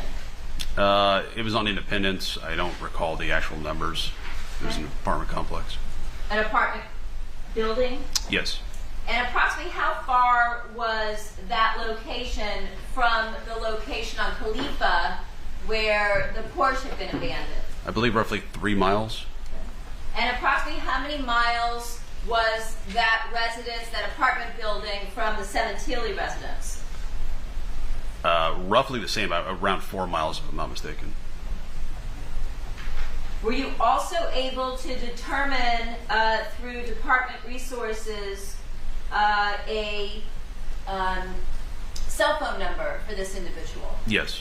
And was that cell phone number a number for which you or your partner or someone who was working with you wrote search warrant for cell phone records? Yes.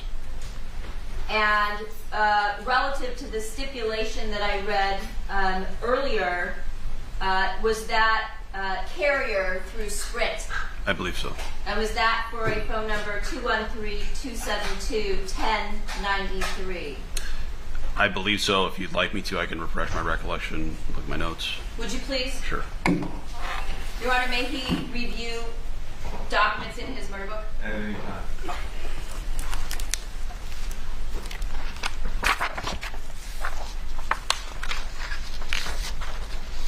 Can you repeat the number, please?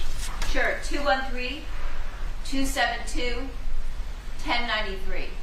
Yes, and I have it down as Sprint.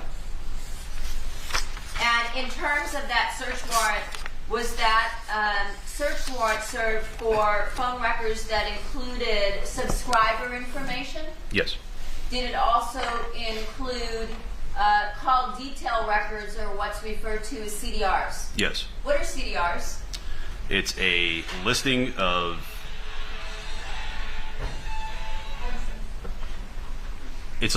any phone number that has called you or you've called from your device. It's a historical document of basically every contact you've made on your phone. And were you also able, through department resources, to determine a particular vehicle that was registered to this individual, Robert Baker, at that particular address on Independence? Yes. And was that a 2000 black Ford Expedition? Yes. At some point in time, did you review phone records for the defendant's cell phone number that she gave you, 818-424-4213, in relation to the phone number for Robert Baker? Yes. And what, if anything, did you note? There was communication between the devices. When you say communications, was there a small amount of communications or a large amount of communications? I don't recall the exact amount, but I believe it was significant. Significant amount? Yes.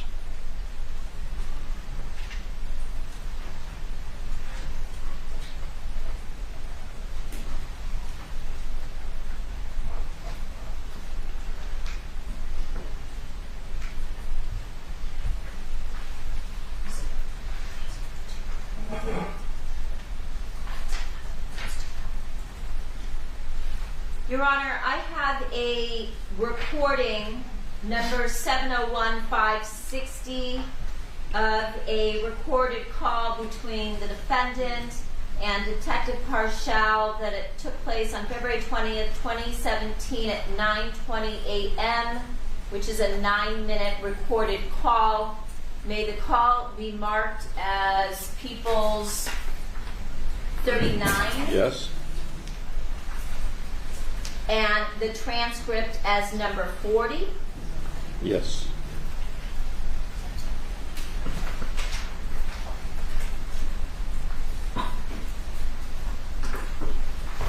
And at this time, may I pass out transcripts for this 9-minute recording? You may.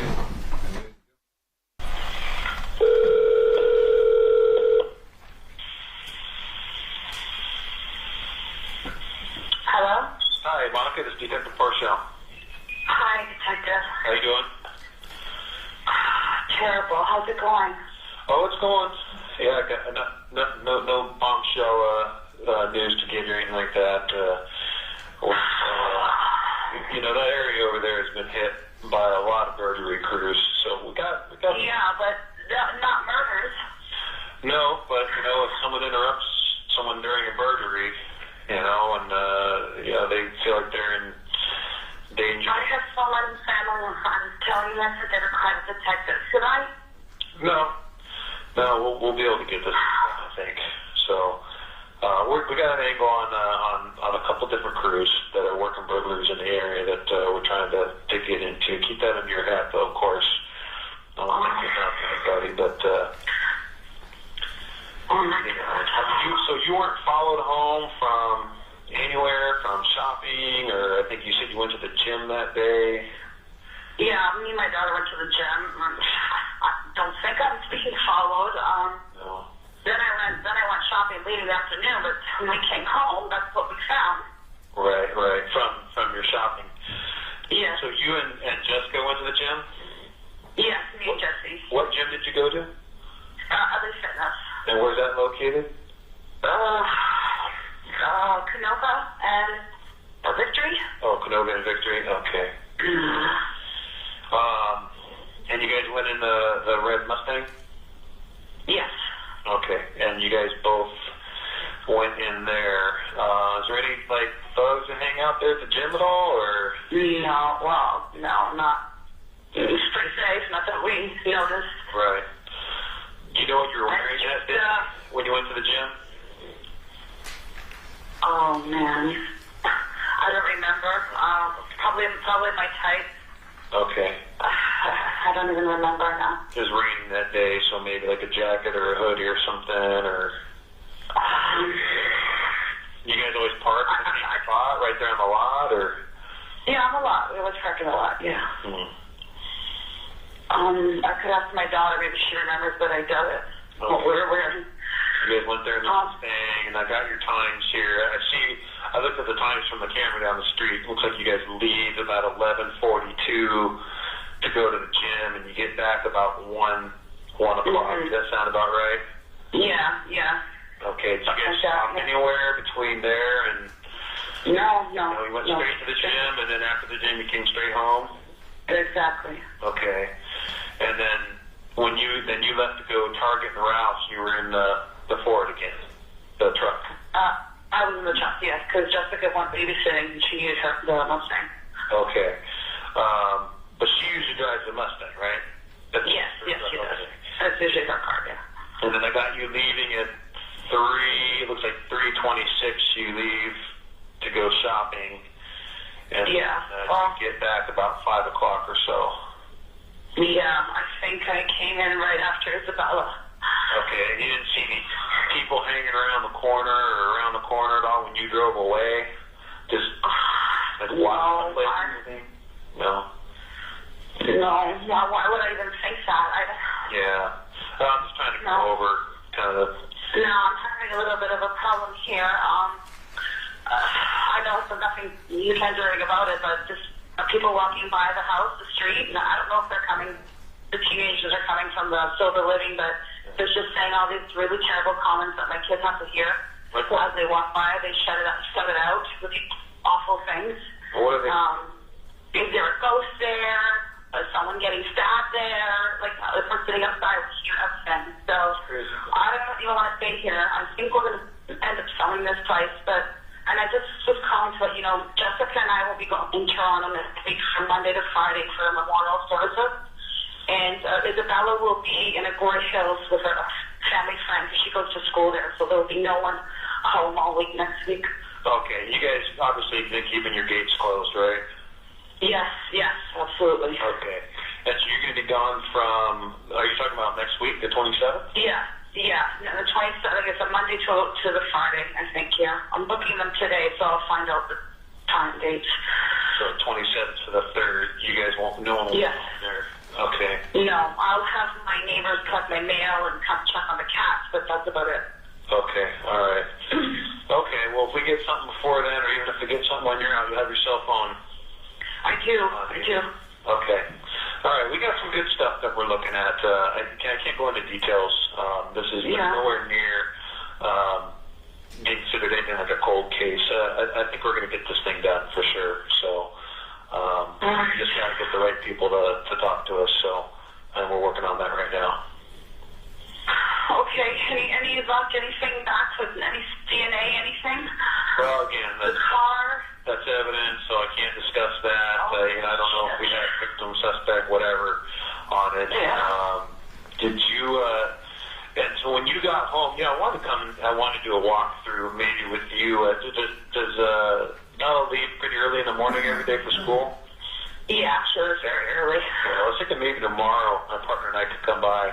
And I just wanted to do a walkthrough with you and Jessica separately on, just where you guys went, what you saw, what you did, what was open, what was closed, what was on, stuff like that, just to get a better idea on the sequence of events. I know you talked to Detective Bucknell a little bit about where you kept the money, and you pointed out the drawers and stuff like that.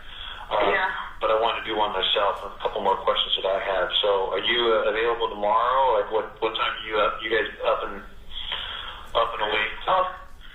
Tomorrow by 7:30, 8 a.m. My cleaning lady is going to be here tomorrow anyway, so I'll be up. Okay, so you'll be up by 8? Yeah. Okay. Yeah. Why don't we plan on 8 o'clock? My partner. Okay. I'll talk to you and Jessica. Okay. Okay. I'll get her up for sure. And then I don't know if anyone left your receipt for the laptop and the phone. I think so. I think I have that. I put all my files together and gave it to my state lawyer because he's got to call everybody and do that stuff for me. I don't have it here at home, but it's in his office. Okay. I didn't know if you got one or not, so I photocopied one. Did you guys take anything? Anything else was taken? Because I'm missing bedding. I'm missing pillowcases and stuff. No, I don't think so. Well, that's interesting. So you're missing pillowcases. Yeah, I think there was 2 missing. There was 2. And they asked me, did you have pillowcases here? And I said yes. And I think they said, well, they must have taken it, but there's 2 missing. So I don't know if the police that were here took another one. Maybe there was. They did. They did take 2 pillowcases. Oh, okay. All right. Yeah, we have them. Okay. Yeah, and then they took a towel, blue with red stains from I guess it was a little towel that they took from northeast bathroom door. They took the bottle. Looks like they took the bottle of vinegar, cloth from the from the faucet in the kitchen. Okay. Yeah, and everything else is pretty much just swabs. So. Okay. All right.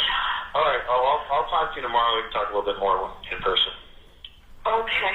So let's plan on 8 o'clock. Unless something comes up on our end, I'll give you a call. But 8 o'clock should work for us. Okay, thank you. Okay, thanks, Monica. All right. All right. Bye-bye.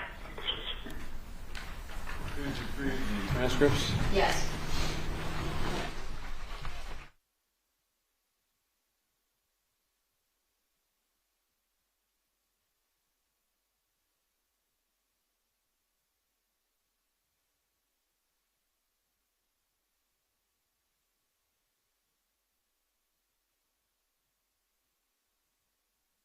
You hear that recording? Yes. And did you recognize the voices on the recording? Yes. And whose voices were those? Detective Parshall and Monica Sementilli. In fact, was this a conversation that took place while you were with Detective Parshall in your office? Yes, we had desks that were kind of back to back, so he was right there when he was talking. And when he was talking to her, could you hear what she was saying? No, I don't believe so. This wasn't one of the phone calls that was played where you heard it over the speakerphone? I don't believe that was on speakerphone, no. Okay.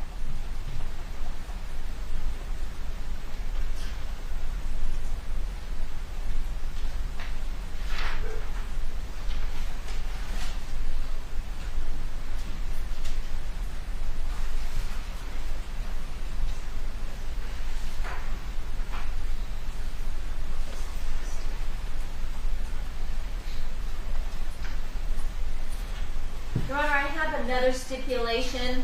May it be marked, please, as People's 41. I believe it is 2 pages, or really 1 and maybe a quarter. So marked. Yes? Yes. Thank you. Stipulation, business surveillance video.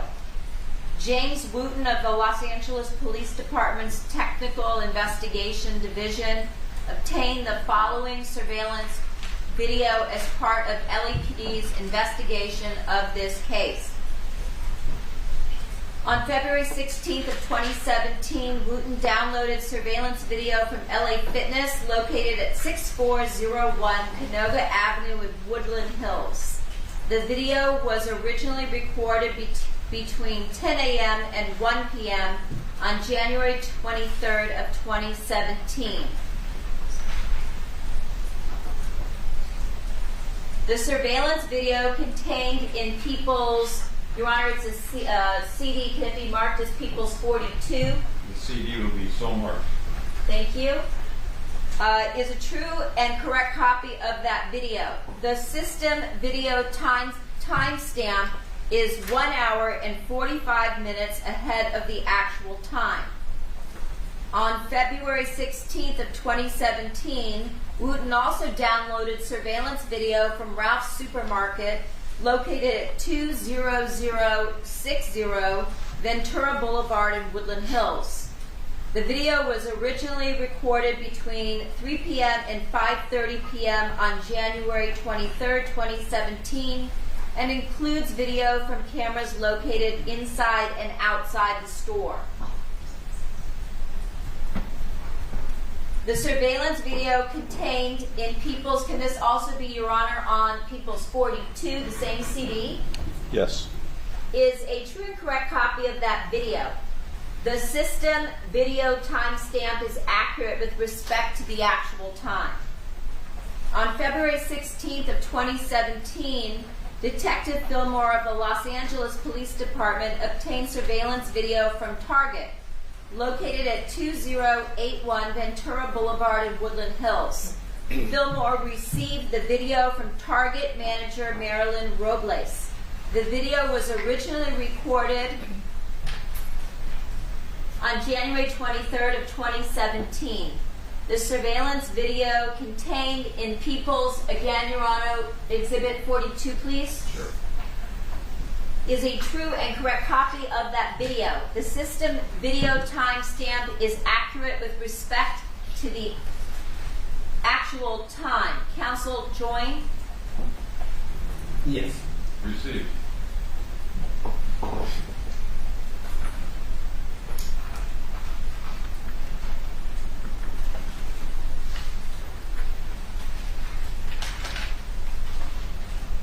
Now, did you and your partner go to the defendant's residence in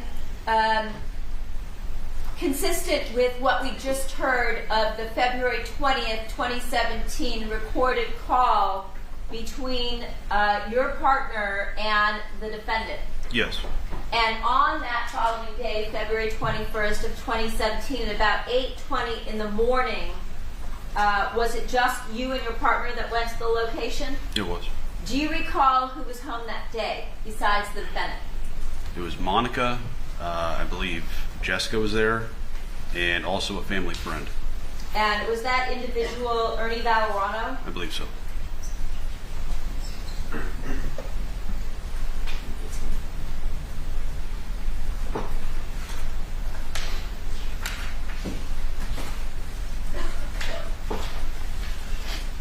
Did you speak to the defendant that day?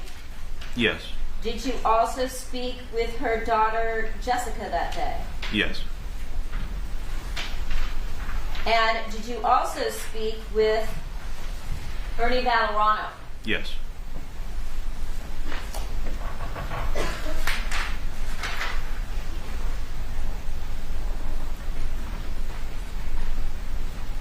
And when you spoke with each of these individuals, did you speak with them in separately in a different room?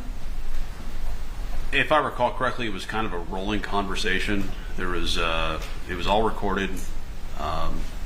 If I recall correctly, it was just one file, so we were kind of in just a moving conversation with different individuals throughout the recorded file. Now, in terms of the conversation that you had with the defendant, once again, was that a recorded conversation? It was. Again, Your Honor, this is a recorded conversation that is approximately an hour in length. Do you want me to start it now or after the noon hour? I think we'd better do this after lunch. Okay, can I please have the recording, the CD of the recording marked as the People's next in order? That would be 43. Thank you. And the transcript as People's 44. Transcript be marked as 44. And for record purposes, this is recording number 701564. Detective, have you previously listened to this recording and read the transcript? I've listened to the recording. I don't think I've seen the transcript. Okay. I may have. I'm not sure. Did the recording appear to you to be an accurate recording of the interview that you had with the defendant on February 21st of 2017? Yes.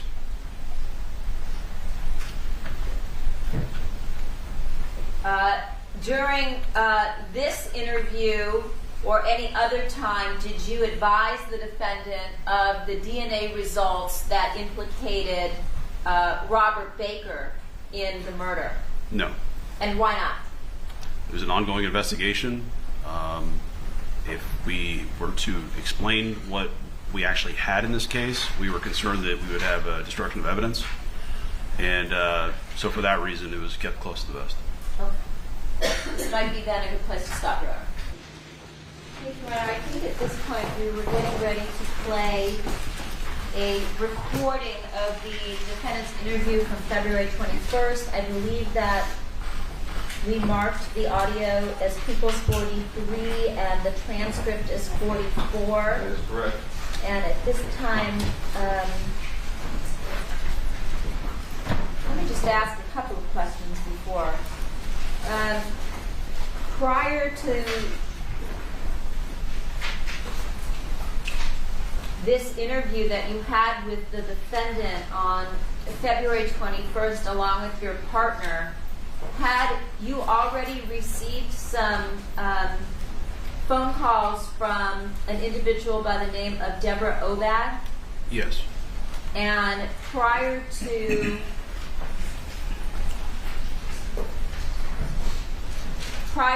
this interview, had Miss Obad already sent you some photographs from a wake that took place at the Sementilli home on the date of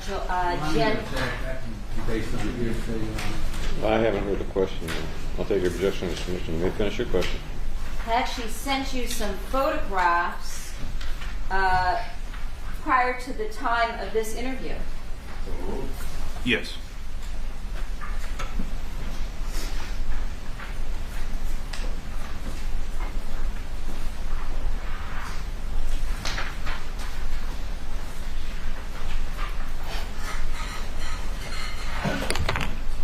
I have a set of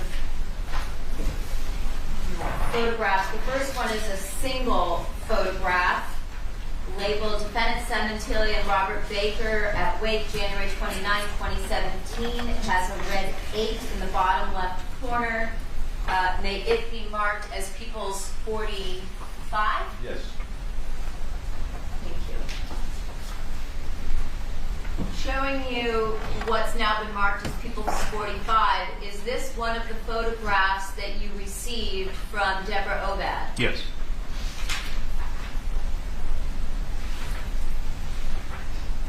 Your Honor, I have another set of 2 photographs titled Bandage on Robert Baker's left index finger, January 29, 2017, with the red number 7 in the bottom left corner. May it be marked as People's 46. Yes. Thank you. Showing you People's 46, the photograph on the left, is that another photograph that was sent to you by Ms. Obad? Yes.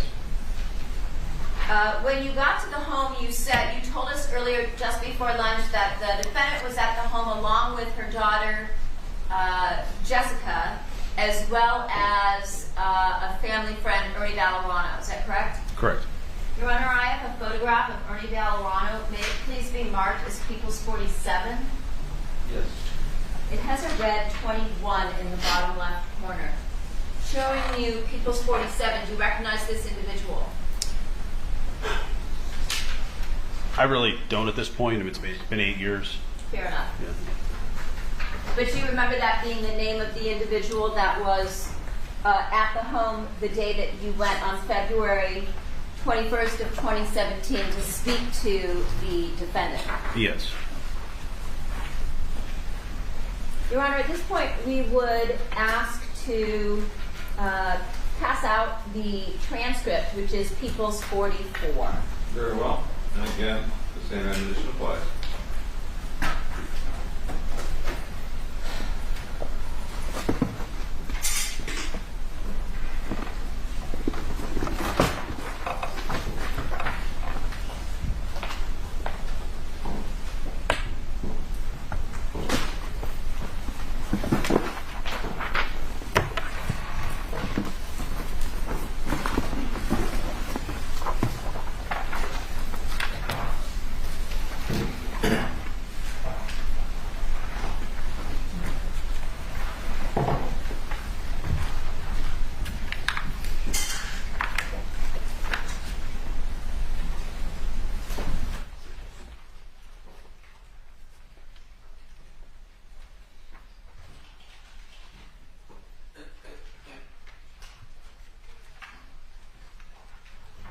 Your Honor, may I approach? Yes, please.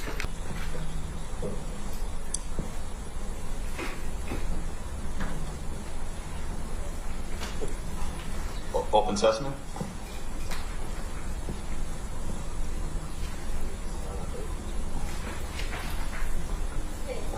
All right, good. Got it.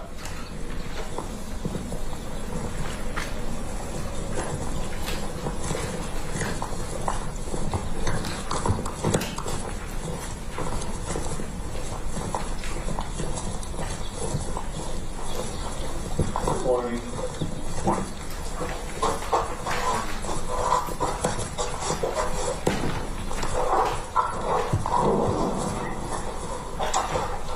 just leave them a little bit longer? A little bit. And the family here, just Jessica. Oh, okay. Hi, Jessica. So what I want to do is I wanted to kind of do a walkthrough, kind of retrace everything that happened. And then I want to do the same thing with Jessica as well. And then eventually Bella as well, just to make sure, we got they took so many different swaths of different areas in here. I can't submit, 145 swaths at once and expect them to get it back to me. They just won't let me do it. I have to do handfuls at a time. So a lot of this is figuring out what ones I need to submit. Because pretty much I think, hopefully not, but most of it's going to come back fine. So I got to kind of determine what I should look at first. So if we can go out front, take it from when you got home. Did you want to go through the garage? Yes. Go to the garage.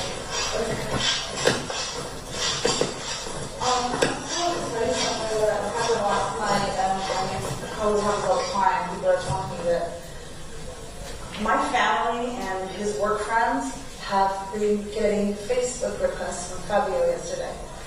And so they obviously call us right away. I don't even have Facebook, so we don't even know. And they would say hello. And when my nephew wrote back, who is this? Like, what's going on? They deleted the page.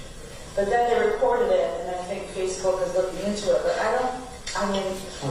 who would do that? Like, yeah, right. Profile page. Yeah, I've never heard of that actually, but it's interesting. So some of the people, Bobby, you have Facebook. Oh, yeah. Okay, what's his Facebook? Jessica, what's that Facebook? A name or an account? It's his name. It's just his name. Okay. There's no dot or anything. Bobby, okay, and then, so who actually got requests from his Facebook? Well, I don't know everybody, but my nephew, Daniel Chilo Toronto. What's his name? Daniel. Okay. Chilo, that's his nephew. He texted me. And then Dana, somebody from Walla, Canada, her work got it. Okay. My friend Deb got it. But she said, I just delete them because I get so many hacked Facebook requests. Yeah. And I already know the people, their pages, so I think that's what it is. I think people know that he died, maybe the brand name, so I have a Facebook page, and they have a way of doing that. But I'm gonna find out how that's done. So. It was an actual request for like a friend? Yeah. It wasn't just like a suggestion or? no, it was a friend request to obviously his From contacts. him to Right. His contacts, yeah. And I don't know how many got it, but I told him, can you keep me posted, whatever, so. I'm sure people are just screwing around. They figure out a way to do it, and they think it's fun or something. Okay, is there any other social media besides Facebook? Twitter, LinkedIn, I think he's everywhere. We didn't realize how worldwide he was. Did he have like an agent or a PR person or someone that would manage the social media at all? I probably his assistant at work would help him, but I know he was, into making sure he does his own thing. Oh, okay. But to responding to things, I'm sure his assistant helped him with that stuff at work. Who was his assistant? Alicia Truesdale. Alicia? Yeah, Alicia Truesdale.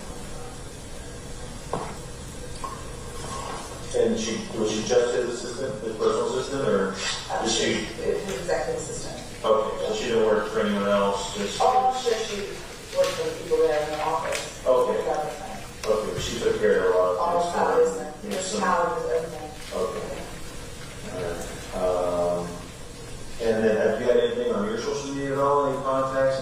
I have Instagram. That's the one that my kids made me get because I think I'm the only person with one that doesn't have Facebook. What's your Instagram account? Monica _Sementilli. And you haven't got anything weird on that? No, because it's just family and friends. Right. Okay. Okay, what's the start? Okay.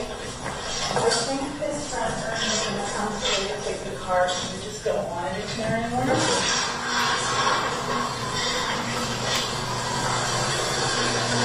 Let me start with this. How did you park the car in the garage? In the back end? Oh, no. It's always inside this one. Always inside this one. Oh my God. We didn't even close the windows. Oh yeah, I want to get a picture of the car. Did he always park it right in the middle too, or was it? Yeah, like here. Okay. The Was not the There's side. always a pathway here to Okay. ours. We always come in through here, always.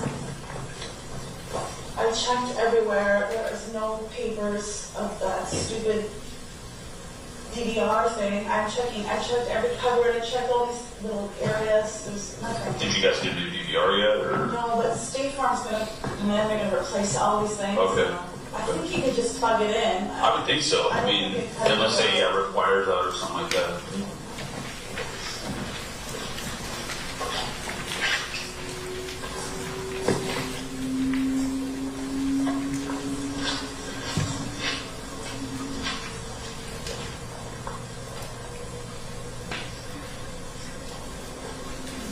Okay, so usually park it just like this in the middle.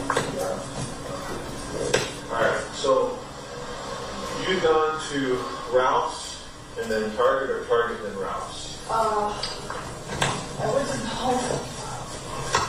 I may have left 31st. Okay. Yeah, 31st. The house, that's it. Okay, and then what did you get at Target? What were you shopping for, if you remember? Gosh. Well, after I shopped around and looked for some clothes and shoes, I went to the pharmacy area. I came home with shaving cream and razors, loofah, like big bathroom stuff. Okay, just lots of toilet you guys shop at Target. Yeah. And at Ralph's I got wine, I think I got tomatoes, things that I needed for dinner that he was, I needed dinner that. Okay. Alright, so Target and Ralph's, got those things, and then straight home from there? Yeah, and as I came home, I saw the Fiat on the side of the road. I said, oh, Bella's already home. Because I knew she had to go get her glasses, and then I pulled in, and then I saw the garage open. Even if I would kill them, we always leave the garage open. But his car wasn't here. Okay. So I walked out, I walked into the door. Actually, the door was cracked open a little bit, and I can hear her saying, Dad, Dad.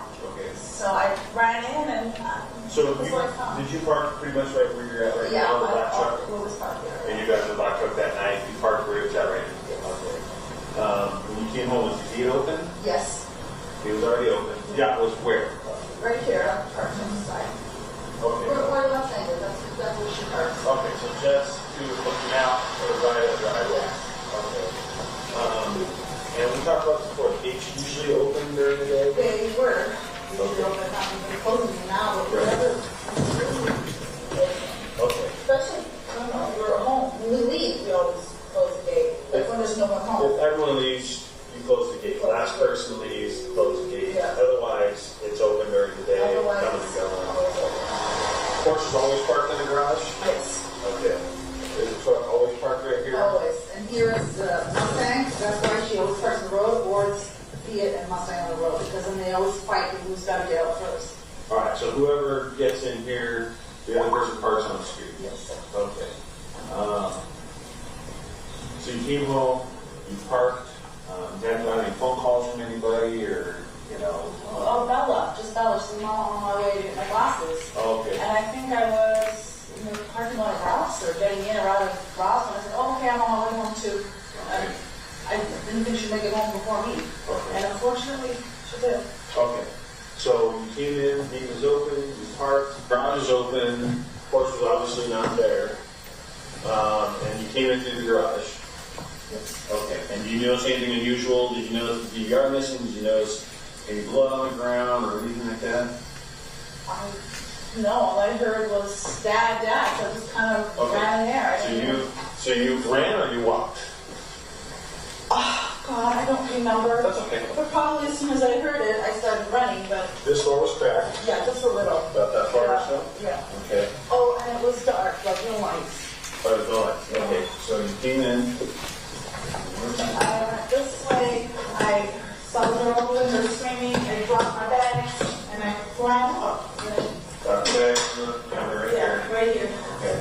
And then you ran out. And I ran out, and that's when I saw her trying to pick him up because she was on the phone with the. So this door was open? Yes, all the way. Okay, so you came out here. Yeah. Sorry to relive this with you, but We would do it every day. okay. You saw Bobby up here? Yeah, on the ground. We go over on one of the pillows, which is now gone. Okay, on one of the chairs. Yeah. Okay, and then where was Bella? Bella was here. Just here. Leaning over on a chair. She was here. The phone was there on speaker 901. Oh, okay. And she was trying to pick him up, and they kept saying, pick him up, pick him up. So I was just freaking out, and she was being the adult. Okay, so the chair was not here on the floor. Good. Yeah. Something like that, right? Oh, I know that he was leaning on a chair, and he was leaning on the It was ground. about right here, Okay. the way I remember it. When he was here, was she on the left side or the right side? No, I was there. I ran this way. She was You here. ran through here, or you ran around? I ran that way. Okay, so you came around the pool side, Yeah. and you saw him in there, you saw the blood. Yeah. Is she actually trying to grab him and pick him We up? did together because they said, turn him over, and we couldn't. And when we picked him up, the smoke came out, and I think it was a cigar. Oh. The smoke coming out, the fire was on, and Uh-huh. I think the TV was on. Okay. And so well, when we found that he was still down, did you like partly lift him up and you couldn't get him We through? could not pick him up. Okay. And then I guess it was just everywhere. So you got blood on you, Yeah. on your hands. Yes. I imagine Bella did as well. Bella had a lot more than me. Okay, all over. And then, did you guys at some point say, you know what, Dad, you No, nothing to do? because Or they ran in the door. I don't know if it was the paramedics or the police or the the firemen. firemen got here first. Yeah. And they just pulled us off and made us leave. Okay, so they were attending. So you guys came back around here. Did you know what way you came through? I don't know what way I came back, but I know we were like this. Right. So I'm pretty both sure. of you came back through here, Yeah. right? And you were wearing the shoes that you're wearing. Running shoes. Your running shoes, Yeah. the same ones that we talked to you in the room, Yes. right? And then Yeah. did we take a picture of the shoes? I think someone looked at under my shoes. Yeah, we saw the shoes. Bella, There are boots missing. Those are Bella's. those are Bella's. Yeah. Okay, those are right here. Yeah. So you guys came back in. Now you're dripping blood at this point from him, or did you have that much blood on you that you remember? My hands were full of blood. One of my knees, not dripping, just on my clothes, and I'm assuming on my shoes because we just walked back in here and my shoes are dirty.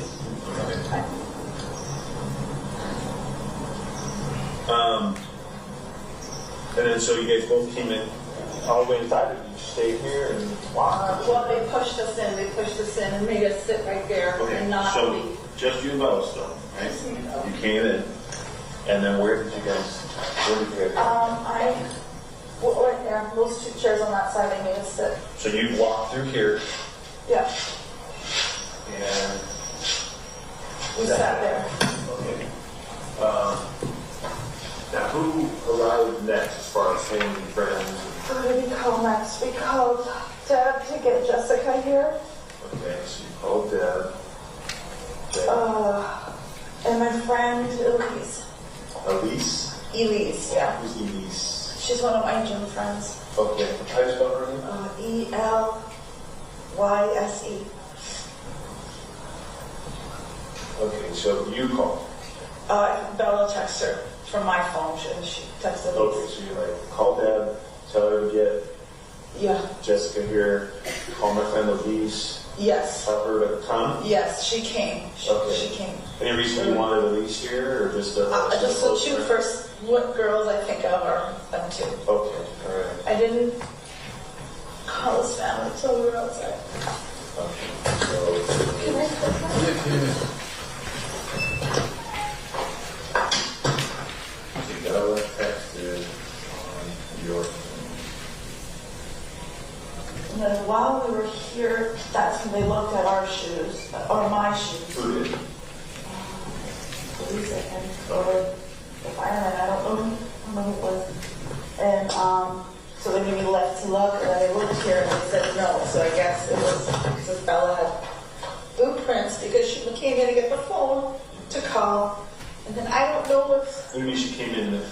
Oh, she's the first one out there. yeah, this is what she remembers that when she went up, she saw, ran to get the phone. She went to see him, got the phone, and brought it out. Okay. And so I don't know how that's. I think those prints got there, but they were then. They were there. They were all through the kitchen, and What do you mean all through the kitchen? Whose prints? Bella's? I don't know. We don't know, but it's like blood stuff. And then they made us.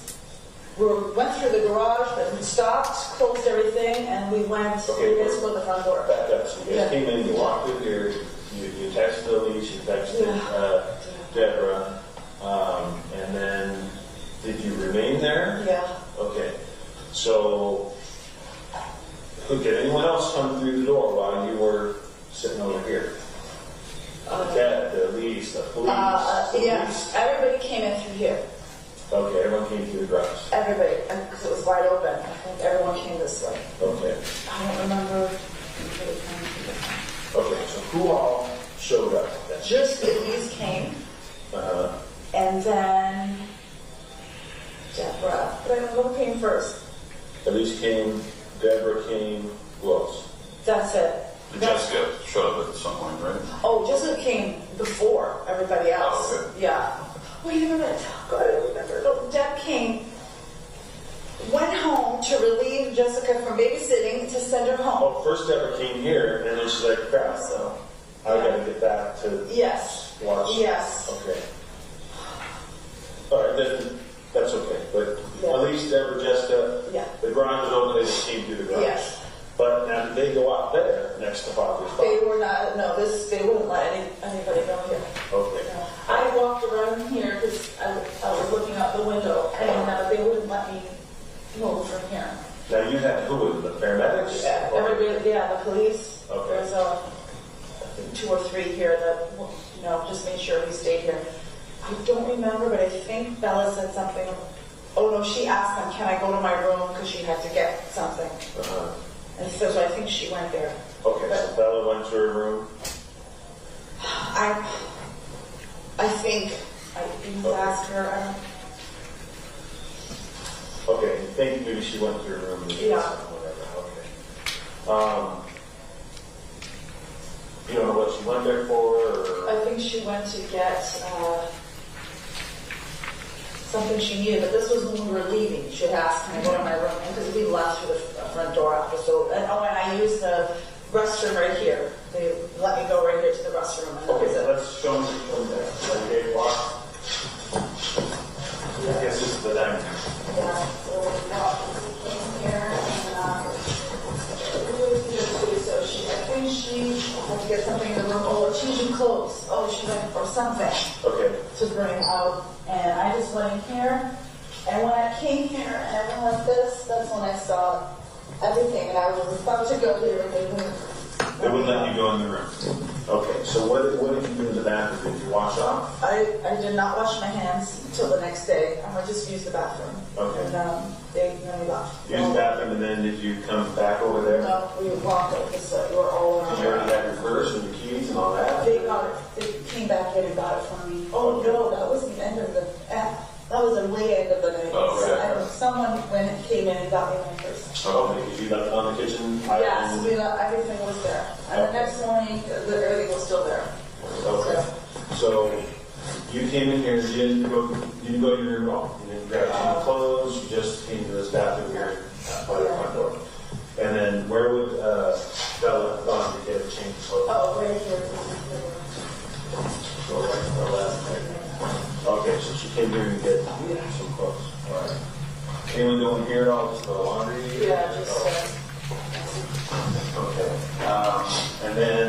came out of the bathroom, I mean, did she go to her room and come back out there, or was this at the same time? She went to the bathroom, she went to the room at the same time, or? I think she was not to the room first. Okay. Changed in her room? No, because the lady there gave her a change of pants across the street. I don't know why she came to her room, but I know that they allowed her to come here and then back. Okay. I don't think it was the same time I went to the bathroom. I think it may have been before. Okay, anyway, at some point, she came in the bedroom, got something, you went to the bathroom, and then after you left the bathroom, you guys knocked out here. Yeah. Now, who was here? Jessica was also here, Deborah was here, and Elise was here at that whole time? Not Deborah, because she went home back to her child. Okay, right. I don't remember if Elise now was waiting outside or she was in here with us. Okay. I think maybe she was, and we all left. And you left here through the front door? Yeah. And you just walked down the stairs and you walked directly over to the stairs across the No, street? we just waited at the end of the driveway until. Okay, we're outside the gates? Yes. Okay, you waited out there. So, going into your master bedroom. Yeah. When we asked her to. Yeah.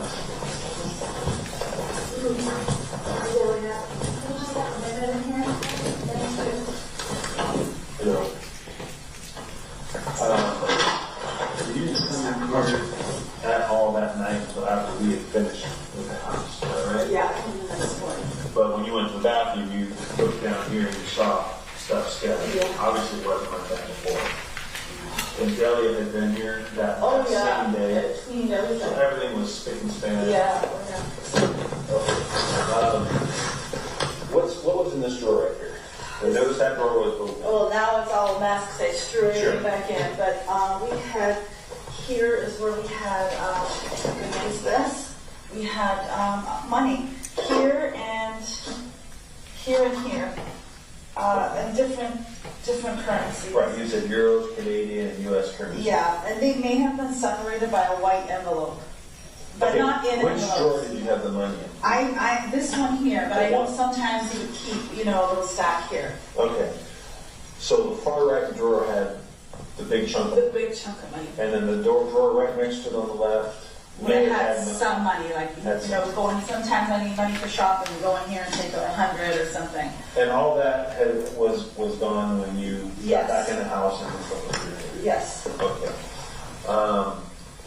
And then what do we have? And then what do we have over here? Did you have? I noticed that all these drawers were pulled out or open. All the clothes, yeah. All the clothes were on the floor, but I don't know why they were flipping there. This was over there, and Wait, was that on top of this table? yes. And it moved by whoever did this, or that's where you keep it? No, we kept it here. Okay. I found it there, and I had a top shelf, and the top shelf is missing. The whole shelf is missing? Of this, yeah. So you're missing the shelf. Yeah. All right, let me get a It's picture of wood and red velvet like this. This might be a piece of it. that. And you never found it? You cleaned up and you never found it? Oh, no, I picked everything up. It still has all the dust So on like it. someone took stuff out of here, they actually took the whole shelf. I guess, and pillowcases are missing. We took pillowcases. Yeah, but he asked me if I had removed one because they didn't Okay. take that third one. There might have been one missing and then they took two that had Yeah. maybe a Yeah. blood stain on it or something like that. Okay. Um, So where was your expensive drawer? You said they missed the expensive drawer. Well, they just took a few pieces. This is not really the good stuff. The good stuff is with my stuff in there in my walk-in closet. Okay, so the stuff in here was just costume jewelry. You did have jewelry in here? I did have jewelry, like I said, his pocket watch, a black watch, and then just pearls. I mean, they're $500. They're not like my gold and my diamonds and all that. Some Okay. silver bracelets. And he had a pocket watch. Yeah, Did you know what brand or anything like that? he bought that in an antique place before we were even married. So pocket watch mean those ones got a little chain on it, This one didn't have no chain. It was just a pocket watch. they're one of those round ones Yes. that you can open. Yes, it looked like it was the brass old, and I think it was gold. It was an antique kind Yeah, of? it was Okay. really antique. And he used to use it, he used to be a stage artist for these companies a long time ago. I worked with him for many years, and he used to, I'll have all these get-ups and different costumes, and that was part of one of his. And he got it. I haven't seen it. It's been buried for the last maybe 18 years. I've never worn it, but I know that's missing. What else do you know is missing from there? Okay, so he has a black watch that is not real. It's probably $400 or $500. That's a knockoff kind of watch. So it has a black face? Yeah, it's like one of those, diver watches things. Oh, okay. I don't know the name. I even was looking at recent pictures coming on in there. Diver style black watch. Yeah. With like a rubber black band Yes. on. Yeah. And they didn't take, he was wearing his Rolex, and they didn't take that. Right, okay. And then you said pearls, rings, or anything? Yeah, no, yeah, but those are all just costume jewelry. Like how many, how many rings, how many necklaces, how many? I can't now remember rings, so I'm going to say about two necklaces, maybe one pearl, and one is like just a going out little thing, gold, with a long, just like a long gold bar, but it's not really gold. Okay. It's just like a gold necklace? Yeah. Gold colored necklace? Gold chain. Okay. And just pearls. One pearl, one gold chain necklace. Just some, silver bracelets or anklet, like from vacations and stuff. They're probably like silver. It's not, this is not the good stuff, which they took a lot of the gold earrings, maybe 4 pairs of different kinds. They're gold color. But they're not gold. No. I say they took it because I can't find it. I don't know what they took. But obviously the shop is missing too. Okay. So all this stuff is pulled out. I didn't see anything open over here. I didn't see any of this stuff open here. I came in, that was open, but just a couple of clothes on the floor. Nothing was pulled out of there. This was, everything was all over the floor. Are those the ones you're wearing right now? No. Okay. I don't know. Yeah, we got a picture of those. I don't know if we got a picture or not, but I think we have another one.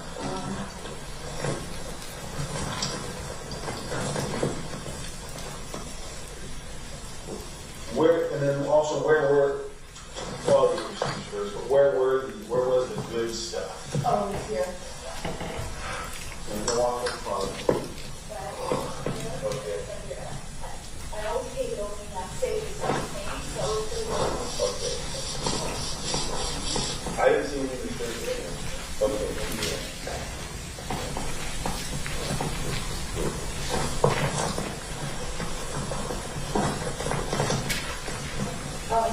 She can hold this one. Black all over the floor, I think, is from the Prince. Let me see the tread.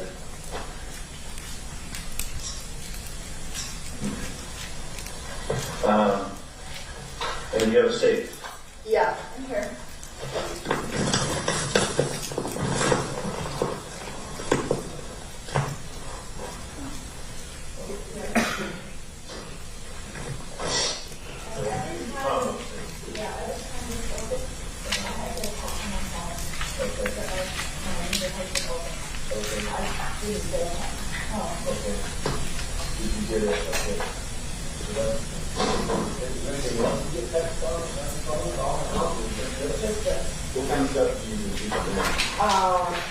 Money. Here I have 4,000 Canadian, which now is he keeps his gun in there. But people just went over the holidays to shooting range with my nephews, everybody was visiting. And when I came in the next morning, it was in the case at the top. Now Mike has it. My neighbor Mike said he didn't want it in So here. the gun case was up here in plain view? Yes, at the top it's blue. Okay. But usually he takes out of the case and just puts only the gun in there. This time you just put the box up The here. problem is that I think, we had people here, and I guess we just let nobody safe. So afterwards, you got in a safe, you saw the gun wasn't there, right? Yeah. You checked the case, it was in there. Actually, the next morning, whoever I walked in here with Yeah, was but now. another. Oh yeah. So I looked up and I said, there it is. Okay. So then he asked if I wanted him to take it, but my neighbors were here cleaning up for me, and Mike said I give it to Mike to keep because I don't know if I want to get rid of that. Okay. Was anything disturbed in here? When I came in, I just saw the door with a lot of black prints. Right, But right. I think there's still, she wants it. It was a black footprint here. Okay. But that's, that's it. I don't remember if there was a mess in here, but I don't think so. I don't remember. That night when you come home, you never came in here. There wasn't you come in your Oh, room, no. so you didn't come in here. No, I didn't come in here. All right. These doors over here. What's the situation with the sliders here? The sliders, are they always closed and locked? Do you Well- have them open during the day for fresh air? We Or? have them open. I wish I could say I lock all the time, but we don't, because that's how we use chairs over here, because when the girls have their friends over, they go outside, they don't want us around, so we come out this way, and we sit here. He has one coming out of his room, I call it his room, because he snores, so he sometimes sits in that room. Oh, he snores. Yeah. Fine, too. No. I used to complain, and now. Yeah. So these are always, we always go in and out of here, but sometimes we'll sit here. Oh, and I just saw this when I opened these blinds. That's broken. That's never been broken. That fence. Ever. I've never You're seen talking that. about the wood part that's Yeah. right now? Yeah. I'm just saying, I We never took a quick noticed look it. at that. So how do you open this door? So that day, To be honest with you, I think that may have been one of us that was looking down the hillside. Oh, And I think okay. I remember seeing someone step onto that. And, Oh, okay, come so I down. didn't see it. Yeah, I think it's actually kind of rotten. Butler's Road. oh, it's that little small nail that's holding it up. Yeah. Yeah. I think if someone put their foot on it to look down, Yeah. they might have done Yeah. that. Do you know where they came from? Do you know where they came from? The reserve integrity investigation, I can't tell you stuff that we're working on or stuff that we've deduced. Yeah, that would have got everything. So these doors are normally shut, but Not could be necessarily unlocked. locked. You coming out of here, Yeah, more so this one. Phyllis, she barely uses her door. That's probably always locked. But these two are closed, just not always locked. right, so you have two sliders to the master, and that one's to the, Second bedroom, and that's Second Isabella's bedroom. and that's Isabella's Yeah. bedroom down there. Okay. Anyway, this would have been left open during the day, right? No, this I would never leave this open. Okay. So Like open. Sometimes we have a screen, but in the summer, not.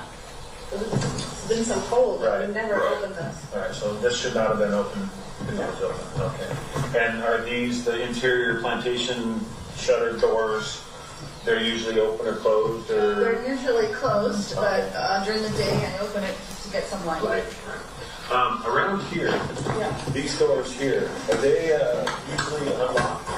Yes. I never had them locked until we just came to change the locks.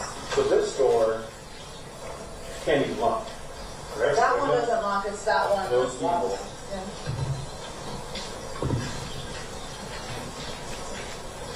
That one's locked.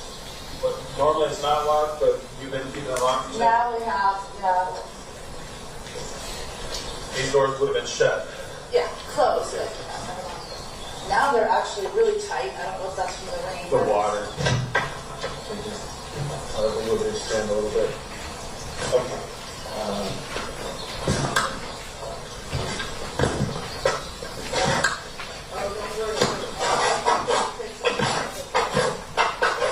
I'll still try to do my best too. And then you talked to Bella, you talked to Jessica, neither one of the girls had anything taken or food. The one thing about the house, everything was almost in pretty immaculate condition except this one area.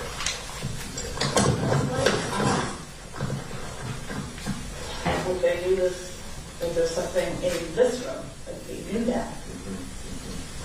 Had you ever had anyone over that saw you going to hear No. He loves entertaining. This house is full of people every night, if possible, he would have a party every night. He just loved being out there and everybody, whether it was work or friends or work friends or my friends, there were always people here. But no one comes into my room. Okay. I mean, No reason for anyone to there's be. no reason for that. He could have maybe come in here, oh, let me get you some money, and pull the drawer open. They might have been right there. I mean, probably not, as far as you know. And you don't have anyone close enough to you, like, oh, the money's in the top drawer, go in there and just grab me a 20, grab me his assistant, or... Oh, no. Oh, no. That, no. But, you know, like, my friend, them, everyone that's in my house, anytime we travel, she comes to take care of things. Or, no, I trust her with my life. That's not... But I don't know. All right. What about your girls? You tell Jessica, go get a 20 out of the drawer, go get a whatever. You go out, go... When they need money, he or I would give it to them. They don't... I mean, I think they knew we kept money here, but not that much. Right. Okay.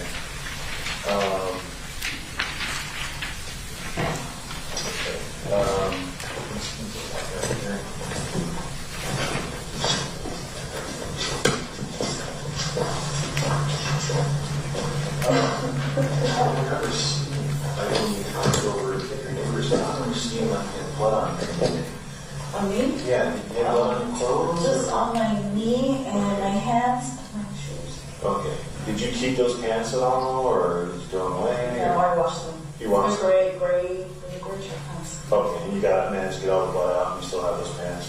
Okay. I didn't check, but I'm sure it came because they were dark gray, so you can't see it anyway. Okay.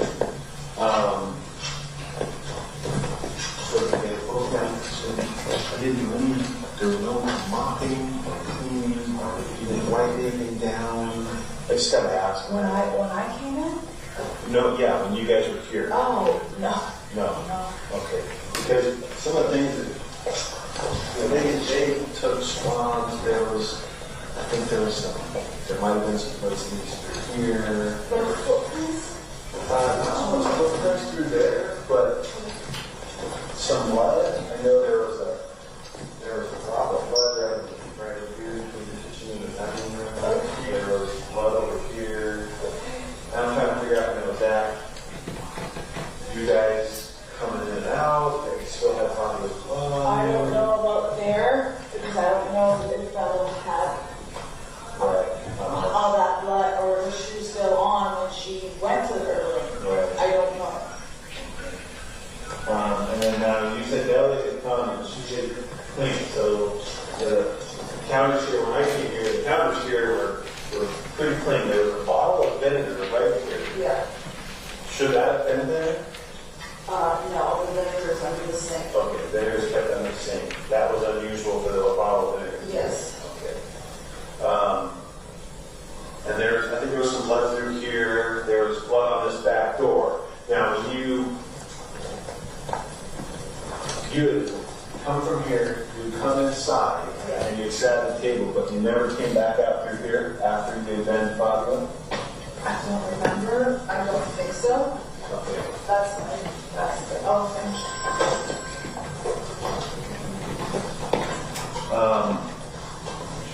Okay, so I did see blood here because I just cleaned it last week. My sister was here. This was all black, and there's a smudge of blood. right. I know they did find some blood on the door, on the staff door. You don't remember if you touched anything? I think so, but I don't remember. I don't know if there was any prints here. Okay. So at any point before this incident, or about this, did you have any friends or family or you, or did you guys cut yourselves at all? Is there any way that anyone that you know that has been in the house cut themselves and would have left blood at any of these places at all? I have no way of knowing that. I don't think he had any pets. I didn't. I mean, I cut myself all the time in the kitchen, but not that I would go touching things with. Okay. And then your friends or family, hey, I cut myself, whatever. Oh, like I said, we had a lot of family holidays. You know, I don't know. You would have noticed. I would have seen when I opened this door, Right. there's something on it. Or even if there was ones in the garage and anyone that could have cut themselves out here, you have a gardener. We do, but they don't ever come in the house. They've never been in my garage. Now, he was working on that power washer and he broke it. Okay. So that's why he had to go get it to get fixed. And I think he, you know, I know he had his hands full of their black, little gasoline, whatever. I don't know if he cut himself. Who was working on the power washer? Yeah, the day before that. Oh, your husband or the partner? No. Oh, okay. Yeah. Fabio broke it, but you don't know if he injured himself. I don't know, so I'm just trying to think. That's the only thing I could think of him doing something that may, I don't. You didn't have any parties where someone cut themselves, getting something out of the garage on glass, and could have left blood in the garage. We had a lot of parties. I had a lot of guys come to help him up his friends stacking wood. I don't know if they got that. So no one close to you, your family, your friends. Not And that I you remember, know I of. cut myself or anything like that. No. Did any of Fabio's friends or family drive, or did anyone allowed to drive the Porsche? Drive it? I don't know. My brother-in-law was here and they went, you know, cruising around. So I don't know who drove, but you know, they've been in it. His friends have been in it. I think I've been in it once. Maybe the girls once. As passengers or drivers? Have you ever? Oh, I drove it when he brought it home. He was trying to teach me. When did he exactly bring it home? Before Christmas, maybe 2 weeks before. I don't know the date of the purchase. So the day he signed. Oh, I think I have it on my text messages because I didn't delete it. I might have the date. It was a pretty prized possession for him, though. I mean, he's Yeah. pretty proud of it, I'm sure. He waited a long time for that. Let me look in the glove box. Yeah. Yeah, digital in the glove. Yeah, and should be in there. So the day the purchase day would have been the day he brought it home. Yeah, he drove. I'm assuming. Yeah. Is that the day he came home with it? I'm not sure. Is the picture at home or at the dealership? Oh wait, no, he came home with it on December 3rd. December 3rd. Did you hear that? December 3rd. December 30th is what day? The day he brought it home. When did the purchase price on the paperwork here? December 3rd. Okay, so yeah, so December 3rd, that was almost 3 weeks before Christmas. Yeah. Did he go on any trips out of country from December 3rd till January 23rd? Oh gosh, he traveled all the time. I don't think he did, but I don't know if he did his calendar or it was. If it did, it was just a weekend one. Sometimes he's gone for 10 days. Sometimes he's gone for 5 days. So if he did go somewhere around the holidays from December 3rd to January 23rd, it was only for a weekend? Yeah, no. Let's say by Christmas to what happened, he didn't travel anywhere. We had people come here. From Christmas to Yeah. the 23rd, January He 23rd? never traveled. Okay. It was before, if anything. It was before that. But could have been between December 3rd and Christmas that he may have gone on a trip. On a weekend trip, maybe. During any of those trips, I mean, did he allow you to drive a car? Did you go out with anybody in the car? No. Did you allow any of his friends to drive his car when he wasn't here? No. Or any of your friends, hey, let's take that horse out? No. I wish I could drive it, but I can't. Clutch. Yeah, he was trying to teach me, and the first day we brought it home, Jessica was in the car. It's probably not the easiest clutch to learn how to drive a car with. No, because I used to do it a long time ago when I was like, I'll take the F-150. Oh, he just got the plates in the mail, registration. Oh, yeah? Yeah. The 2 days after.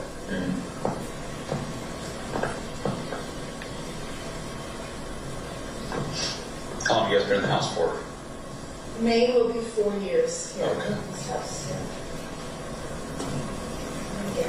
Yeah. All right, this light's staying on. Oh,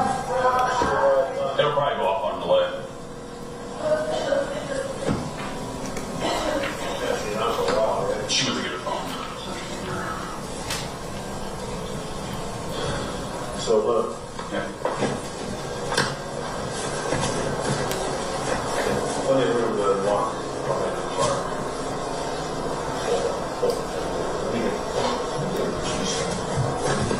Just to show that you can get a person here. Should we turn on the light? No, it's okay.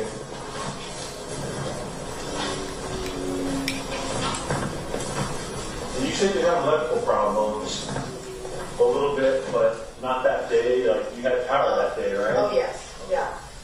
It was only this kitchen that was dark. Everything else over there was working. And then the next morning, Mike came to look at the boxes, fuse boxes, and we turned it back on. Okay, all right. Okay, so knowing that you know while you were here, use the sink or wipe anything down on the sink because it looks like there was some blood around the sink. Yeah. I mean, he was home, so I don't know what happened. I don't know what he did. I'm pretty sure it wasn't him. So And we talked about knives before. Yeah. All the knives here. Obviously, we did the stabbing, we checked knives. Yeah. So There is only one missing from this set. okay. That, from when we first got it, I think he had brought it to the garage one day and I never saw it again. Okay, so that's a missing request. It says sharp object, so it's a knife, obviously. Probably. I mean, it could be any kind of sharp. Can I ask you if you think, or if you know, do you think he fought back? Do you think there was a struggle? Again, I can't discuss details. Just know that we got things under control, that we are making progress, and it's going to be nice to be able to sit down with you and tell you everything, but now is not the time to discuss, stuff like that. And if I gave you an opinion on something and it ended up being wrong, then, it would look that also. So just because things get discussed and talked about and shared, and I don't want stuff out there. I don't want theories floating around that aren't substantiated, or anything like that. So, and then, any of the detailed stuff like we're asking you about and pointing out, I wouldn't discuss that with anybody. Who knows if this is not, this burglary crew, it's something else. If it's someone that had a bone pig with him through work, whether it's someone, at a cigar shop. I can almost 100%, I can guarantee, she has not one enemy. Yeah. Not one. So I'm finding out. Yeah. So, I haven't been able to find anything that was pointed okay, well, we can just do the same walkthrough with Jessica. Sure, I'm going to have a cigarette. Okay, sure. Did you want a coffee or? No, good. Thank you.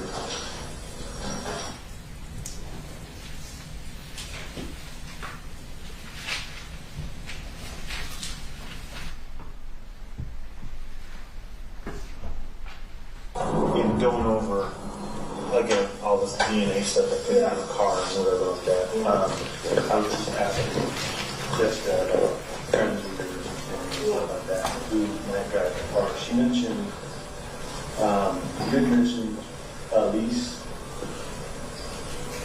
You mentioned Elise? Elise is my friend. That called and came? Yes. Okay. And then who else is part of that group of friends? Gym friends? Or? Oh my gosh, yeah, all my gym friends. So who are your, Elise is your best? Well, she's one of Elise. There's Faye. Okay. I'm just thinking of people, gym friends that actually, have been to the house. The girls, they're the only ones who really have been to the house. And then after, all my gym friends came. But So prior to Fabio's death, the only gym friends that have been in your house are who? probably Elise and Faye. Okay. Who else is part of that group? Oh my gosh. let's see, Alexander. Paula, Rob, he's our lead director for a racquetball. Rob. I was in a racquetball league. What's Rob's last name? What's Paula's last name? I don't You know. know his last name? I have to look up. That's okay. That's okay. If I need to I don't get even it. know Faith's last name. Okay. So Paula, Rob, Elise, Faye, Sheila. Sheila, but she's never really been here before. She came after to pay respects. So before Fabio's death, had Sheila had never been here? No. Had Paula ever been here? No. Had Rob ever been here? No. Never been here before. Fabio's. No. I don't think so. Faye been here before? Yeah, yeah. Okay, so out of all those, you think that Elise and Faye have been here? Yeah, as far as I can remember. Okay. So, and then Deborah had been here off and on. She mentioned Deborah. Yeah. She mentioned, we were talking about driving the car, that Mike, Deborah's husband, drove the car at one point. I don't know if he did before. I mean, he did after, because he got it from the... Oh, the in-town driver? Yeah. Oh, okay. She had mentioned he drove it. Maybe that's what she was talking about. Or maybe he did it. I mean, we see each other She often. said that Mike, Deborah's husband, drove the car, and Marco was with him. Oh, that's coming up right now. That's coming home. Yeah. Okay. But Grant, my brother-in-law, was in the car. I don't know if he drove it when they were here. I don't know. Ernie may have driven it. You know, it's his best friend. I don't... So, no way that Rob, Paula, Elise, Faye, or Sheila would have DNA in the car at all, or... No, I don't. And plus, that car we just bought, it's in reserve. I don't think maybe the ladies came, during that time, but I don't. Usually we meet at a Starbucks, or the gym, or we're training, or playing. Okay. And then Deborah's been here, but we don't know if she's ever been in the car. Oh, I don't think she's ever been in the Grant, and then what's Grant's last name? Larson, Larscn. He's in Toronto. They were just visiting on holiday. He's my sister's husband. So he was around when you had the Porsche before Yes. Fabio. Okay. And Ernie was around before Fabio was. Oh, they bought it together. They just were riding together and all that. So Okay. that's why we know so much about it. He's a fine fellow.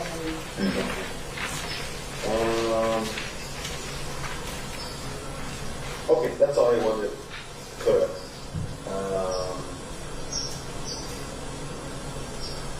And we got the paperwork for that. And the truck is registered to. Right now it's a fab, and I have to wait 45 days after it's passed in so they can switch it to my name. Oh, through DMV? Through Ford in Thousand Oaks. So I'm just making the monthly payments, and then Mail those in? I'm actually going to go online, and because now it's 2 missed payments, I want to go and pay it. So they'll come and take it, and then when it's 45 days, the dealership is going to do the registration and my name. So we're going to buy it out. If we want to keep it. Oh, did you go out there? Yeah, in Thousand Oaks Ford. okay. There you go. Just Friday morning? Okay. Yeah. All right. You don't have any stock. That's just the same thing, the ex-boyfriend and stuff like that. Oh my gosh. No. No, Well, my boyfriend was my husband. Yeah. He stalked me every day. Yeah. And then I asked Jessica this also. Boyfriends have heard about having any conflicts with Fabio at all? No, that got all mad because he came out of the house. No, after they left, he would get mad. Right. Why are you not going over Oh, there? No, absolutely not. And you don't have any people on any of your social media or trying to get a hold of you or stalking you or anything weird like that? Like, nothing. I have been racking my brain and coming up with this, probably so irrational, illogical things, just trying to make sense of it. Nothing that Nothing. worth telling me about or that sticks out in your head at all? I just want to cut down. We think we're heading in the right direction with this burglary cruise, and there's a couple of cruises. Actually, a few cruises. All in this Wells area. Yeah.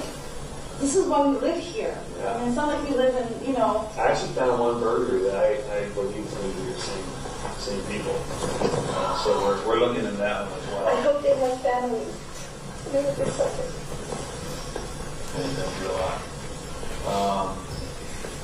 Does this, I mean, I know you sound hopeful, but it seems like it has to take All forever. right, this time. Yeah, it seems like forever to you. It hasn't even been a month yet. These things can take a long time. Sometimes they're done right away the same day. Sometimes they take months, to happen. And the thing with DNA, and I don't even know if DNA is going to be so far. It looks like everything's being positive, but I can only test a certain amount of stuff. You can't give them 145. So. They only let us do a little bit of time. You can imagine every other homicide in the entire city, those detectives are asking for their stuff to be done first. And I'm saying my stuff needs to be done first. So it does take a while. But I don't think these people are going to come back here. I think, and what happened to Fabio, they're not going to, wouldn't dare be coming back probably to this neighborhood. Because they don't want to What if, we want to stay here. This was his paradise. I don't want to leave here. But I don't know if we can. What if I have to move back to Toronto or whatever? Is that going to be okay that we leave? No, you do whatever you want to do. I can't take my daughter out of her high school. I just can't do that. We may sell the house and still live here somewhere in the area, but... Yeah. Well, those are things for you to figure out with your family and friends and stuff, what you want to do. Stay here. This is a pretty good area. We have good security here. We got the police. I know you said the system is old and you really couldn't see anything, but that tracking mode had a good camera. No, this corner house had a great camera. Well, I know, but where did it come from? Is there any other videos? They keep running up. Oh, yeah. Yeah, we spent a considerable amount of time finding video, and the way things go is usually the system's not working, power was down, they don't have the angle, so it had to come from somewhere, Ventura, somewhere. That's exactly what I'm thinking too, but there's all kinds of different ways into it. We've got the way you go right on Wells, left on Wells, you go straight on Oakdale, and then just kind of spirals down to Ventura Boulevard. And so we've done a lot of work. We have some stuff that we still need to look through. But again, it sounds like these people were new something. They knew they were security. Yeah, if they're just jogging out, why did they pick this house? Right. Because they didn't see that truck in the driveway, and they thought no one was home. There was no cars here. Right. Probably thought no one was home. Even though Fabio has a TV on the patio overlooks the street. And I know when we're sitting you can't see, but when you're standing you can see. Yeah. And the fire was on. Yeah. So when he left, he was in the kitchen. He must have went out right after that. Maybe the TV was turned down, or does he usually have that loud? Or? He usually has it loud. And we text him from inside, can you lower the television so we can hear it? I mean, that's another thing to think about, Normally these burglars, they don't want to go to a house where someone's home. But they've been one of those things where they knew what cars you guys were driving and none of them were here. And they figured maybe someone... Was this door locked? We don't know, right? I don't know if this door locked. When we came here, it was open. We came in and out of here a lot. But it almost seems that because these guys were hooded up, as they made the corner onto Queen Victoria, they knew that this guy's got video cameras right here. Why would you? Yeah, or you can see all of mine too. You can see there's a camera right there. Yeah, well, they took care of that, but they took the whole machine. And you were never able to find a manual for it. No, I was just talking in the garage. I Were you getting to look all the through credit card areas. receipts? Let's find out the brand lady of that. This is going back a while, so I'm going on to that. Knowing him, I'm going to look, but knowing him, and this is another thing, he always walked around with thousands of dollars in his pocket. For 20 years, I've been giving him shit. Don't do that. So I know he pays everybody cash. So I don't know the name of this person, but maybe the name of the company, maybe who came. Okay. He didn't sell himself. Right. Someone came to put it all together. So Maybe there's something in your credit card receipt or something. Have video stuff. And just get the make and model because just in case we end up, tying on somebody, it's just on here. So you can't just take this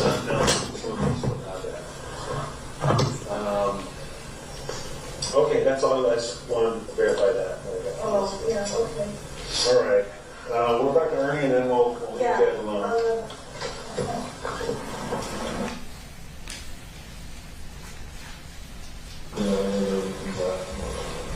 Okay, I'm leaving on Monday, so Monday, come home Friday. Okay. And you're going to... Okay. Yeah, let me know when we have there any more website stuff. What's coming up you thinking about? I told you about, I want to do that with stupid teenagers that keep going out and forth, shutting up things, and I can't stop it, but if I'm out there and I see that, I will What are punch them in the face. What are they saying? Is there ghosts in there? Is anyone getting stabbed there? Like, really bad. None of the girls were not out here, it was me and my sister. If they heard that, Yeah, there'd be a fight. Yeah, if you see someone pick up a DVR at work. I know. I'm actually going to State Farm's my next call because they'll probably not get it for me, but they'll give me the money for it. So anything that was taken, they want to replace and whatever. I don't even care at this point, but I do need it. It was always nice to have that screen there, even though we never really had to go use it. Right. One time, I think, we woke up in the morning and found eggs in the driveway, rotten eggs, someone threw it out. So we tried to go back and look, but that was the only time we ever had used it. But it was nice to always see the cars coming out, the girls coming in, what time they were going out. We could always see that. Right. So I would like to have it. Okay. All right. I think that's good for now. Please, even if nothing comes out, you can just please call me every couple of days because I'm. I'll try to. Usually when I get into work, my head's down and we are running. I got stuff to do every single day, so I may forget to call you sometimes. So if it's done too long, give me a call. I'll try to give you a call at least once a week. Okay? All right. You take care. Thank you.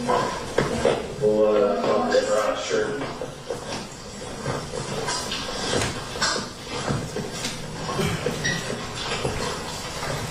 All right, okay. Take care. Okay, thanks, guys. Oh, one.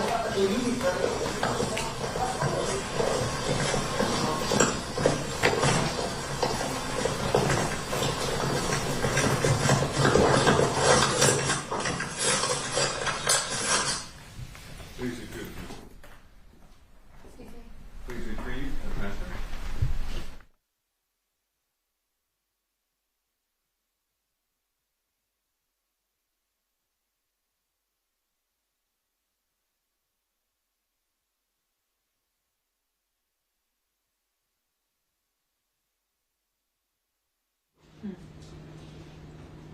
Come on, maybe we need a stretch.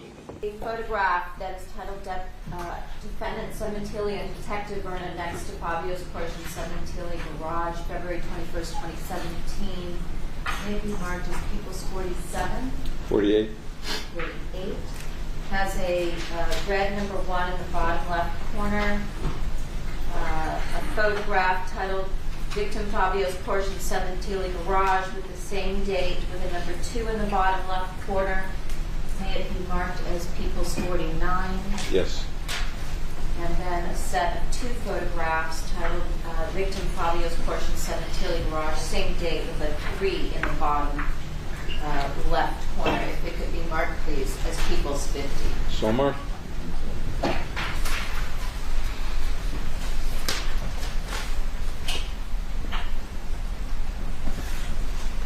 During the course of that interview, we heard the garage door open, and did you and the defendant go into the garage to look at the victim's Porsche that had been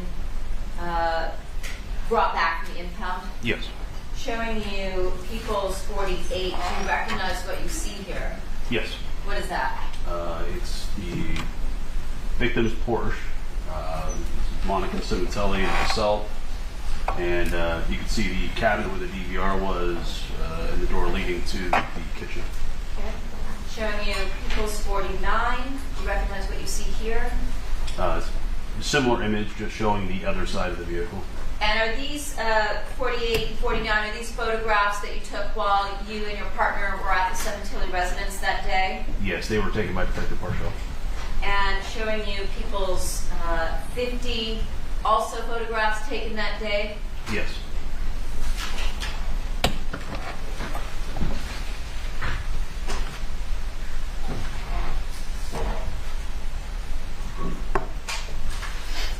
In terms of the questioning where you and your partner were asking the defendant if any of her friends had ever slept over at the location, and she indicated that none of her friends ever had, did she ever change that story off tape that day? No. How about on any other day? It's argumentative, Your Honor. It is not. I don't believe so. Did we... I object to I don't think so. Still rule. During the recording, we heard that there were parts where it appeared that the tape was cut, and then we heard more recording. Yes. During those portions, was that when you spoke to both Jessica and Ernie Valorano that day? Correct. And when you spoke to Jessica, did she give you information that caused you to go back to the defendant, as we heard, and re-ask the question as to whether or not anyone had ever slept over of her friends at the home? Yes. Objection, I call for hearsay based on hearsay. It is not explained, so the witness's subsequent conduct overruled. Yes. And was that because Jessica had told you that Rob had slept over on an occasion when her father was out of town? Objection, leading and hearsay. Overruled on both grounds. Yes. And when you confronted the defendant specifically with that, did she once again indicate to you that no, none of her friends had ever slept over? Yes. When you spoke to the defendant, you and your partner, about the DVR, and she told you that there's no papers, there's nothing relating to this stupid DVR, did the defendant ever change that portion of her story? No. Did she ever mention to you at any point in time on February 21st that she was the one who was actually home when the DVR system was installed, as opposed to what she told you that day? Objection, leading, facts not in evidence. Overruled. No. Did the defendant ever mention to you that she had remote access to the home surveillance system cameras through her cell phone? No. In fact, did she deny that to you? Yes. I want to draw your attention to page 68. There's a portion in the recording that you pointed out to me where it looks like on page 68, lines 23 through 24, there's some portion of the recording where the transcriber has indicated the recording was unintelligible. Did you hear something or recall something that was said at that point in time by your partner to the defendant relating to the DVR system? I heard it in the audio. And what was that? Objection, that's based on hearsay. So overruled. Can I read the sentence so it Yes. makes sense in context? So the sentence on line 23 continuing through 25, it says, yeah, you know, it... Sorry, do we have a page in? I said it twice. It's page 68, lines 23 through 25. Go ahead. It says, yeah, you know, it. If you want, you know, see if someone can pick you up, and then the unintelligible part is a DVR that'll work. You just need things like that, referring to the camera system that had been taken. So instead, it's unintelligible there, and after that, it says you just don't need things like that. Oh, correct. Yeah. Yes, you just don't need things like that. So, in your presence, your partner recommended to the defendant that she replace the DVR system. Yes.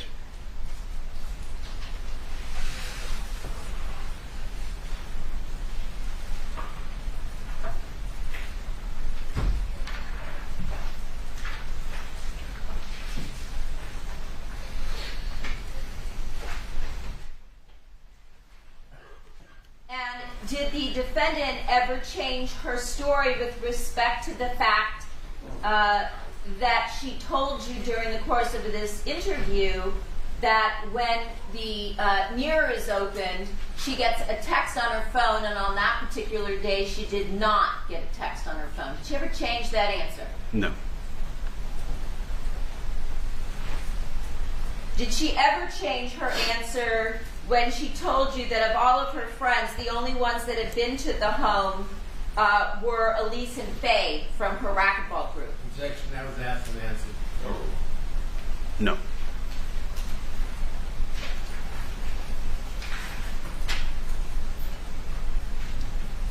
At any point in time when you were talking to the defendant, did she ever mention the fact that she was having an affair with Rob Baker? No.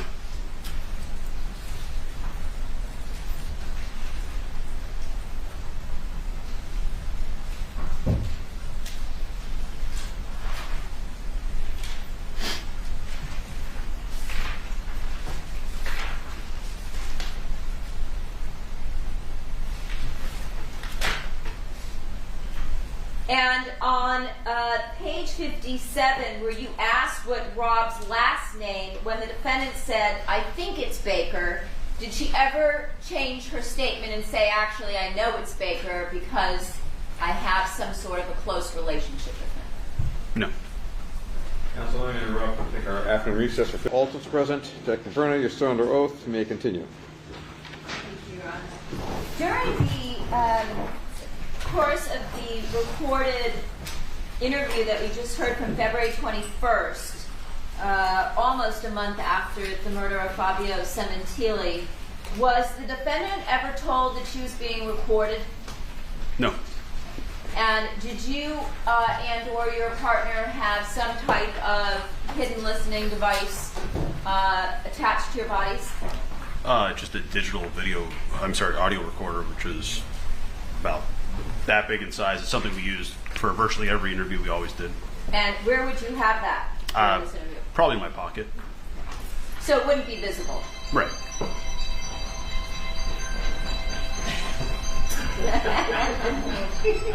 Why do I keep it?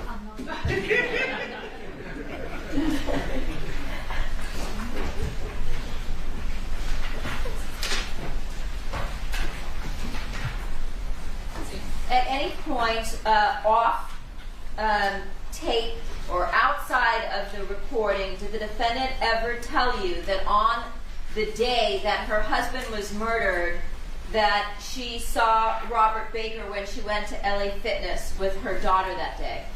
No. At any point, did she tell you off tape that day that she met up with Robert Baker at the Target that day? No. At any point in time, did she mention to you off tape or at any point in time that she had been communicating with Robert Baker all day long via Viber messages? Objection. It seems facts not in evidence, Your Honor. Overruled. No. Now, did the defendant continue to have conversations with either you or your partner via phone call? Yes. And was there some type of procedure or protocol that you and or your partner used in order to document those conversations? Yes. What was that? Many of those were recorded. As far as myself, I had a earpiece that I could put in, and then the phone would go over the earpiece and record both sides of the conversation. I'm not sure what type of technology he used. Okay. So were a lot of those conversations by phone that happened either between you and the defendant or your partner and the defendant recorded? Yes. And were you present in the office for some of those conversations? Yes, although I would typically hear one side of the conversation, not both sides. Okay. At some point in time, did you listen to those recordings? Yes. And on those recordings, did you recognize the defendant's voice? Yes.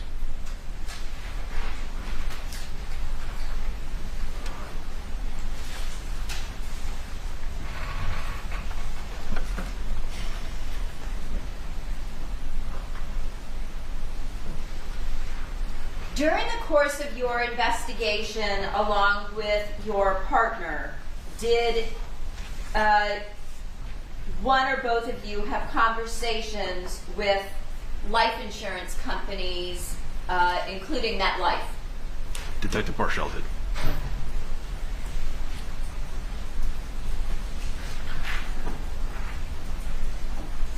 When a homicide such as this occurs, typically do life insurance companies pay out prior to law enforcement clearing the beneficiaries? Objection, typically, Your Honor. It's also speculation, I suppose. In this Stand on that case, standard procedure, as a homicide detective in this case, were you required to clear the beneficiaries prior to a life insurance payout in this case? Yep. Objection, called. As far as what this detective did, that's overruled. In this case, the insurance company did want some. I'm going to object. That's hearsay and speculation. Explain its officer's subsequent conduct. It is overruled. In this case, the particular insurance company did want some satisfaction of knowing the involvement of the family members. Okay. And throughout the course of your investigation, did you and your partner advise MetLife that the children were all cleared as beneficiaries of the policy? Yes. But not the defendant? Correct.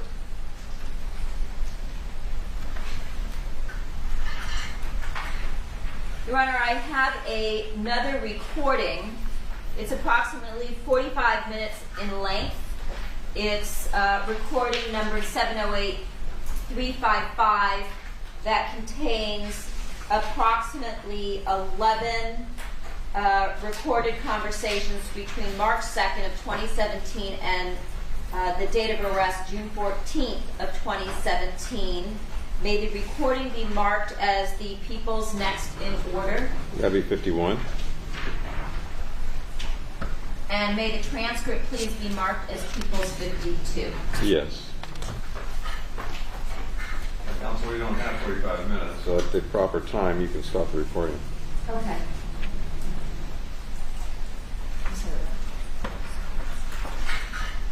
Yes.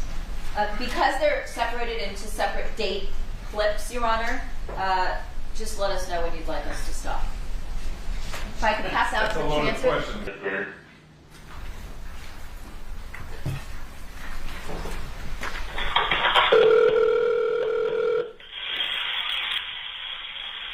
Hello? Hey, Mom, this is Parshall. Oh, hi, I was on the line when you called.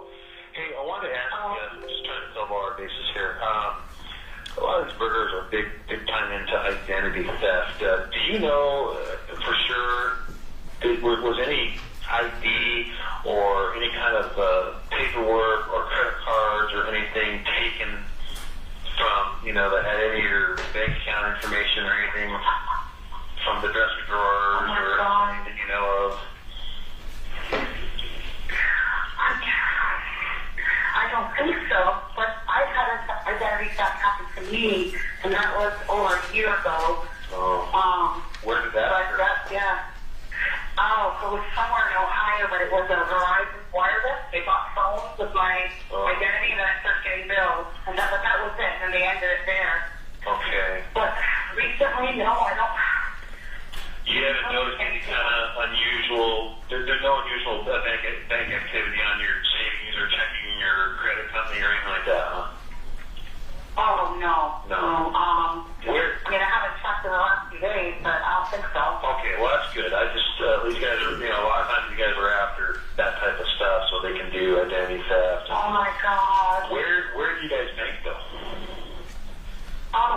Chase and Wells Fargo. Chase and Wells Fargo. Okay. You guys got multiple accounts at both of those, but nothing. And you can speak into your house and you haven't noticed anything odd.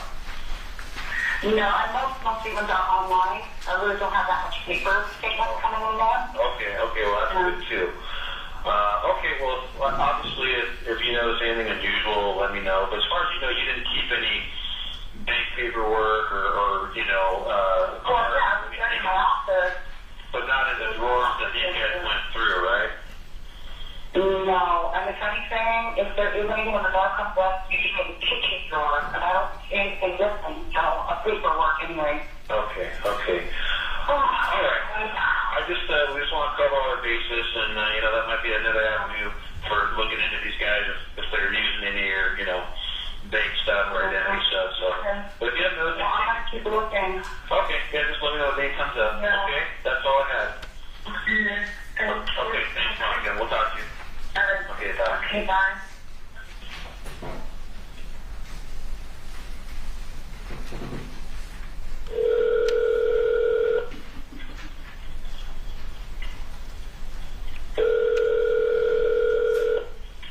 Hello?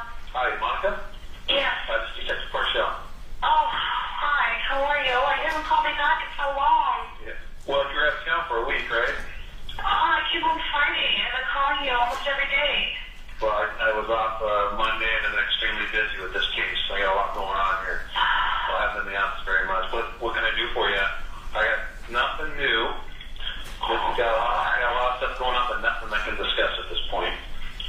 Well, what can you discuss? What can you tell me? I'm sick here. I just need some, that something's going on, that you're working on something. Definitely are working on some stuff. Don't need details right now, but like I told you, we're working a couple different things at one time. So we are making progress. This thing will get done. Absolutely. So, yeah. Well, I was a little worried about that identity theft thing, so when I got home, I went and looked online at statements and everything, and I can't really see when it's all normal stuff looks like to me, so Right. I feel a little bit better about that. But anything else? Like, I know you said you had all these swabs and you couldn't send them in. Is everything like? Oh, well, we sent the first round in. Everything came back to Fabio on the first round. So I can't send them all at one time. I got to send them a little at a time. So, we're waiting for the second round.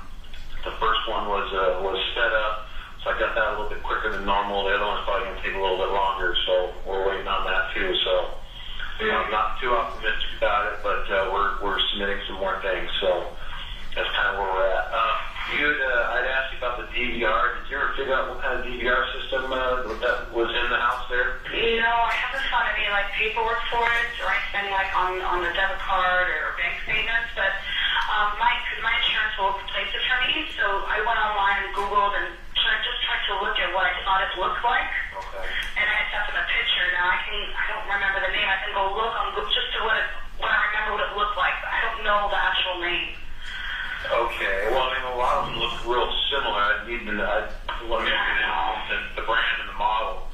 That was one you said that Fabio had purchased, right? The home came with one system, and then Fabio upgraded at some point, or? Yeah, he took out the old TV monitor and the big old, just like a VCR, and he removed those, and he put in took a skinny black, really small one, and a new little monitor in the kitchen. Okay. Yeah, just the make and model is the most important thing right now. And it's not it's not like earth-shattering evidence, but like if I come across something in our Right. I'd like to be able to identify it and know that it came from your house. And the other thing I called you on was I haven't run across this number before, but 854-6055. That's my home number. Oh, okay, this is the house, the landline? Yeah, the landline, yeah. Okay, I recognize it. Okay. We got our hands on a lot of things right now, and we got a lot of people doing a lot of different things, so like I said, this thing is probably going to take a little while.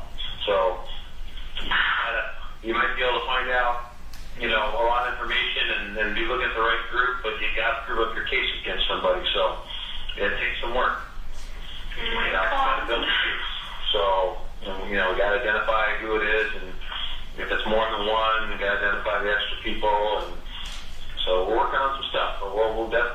good news for you at some point.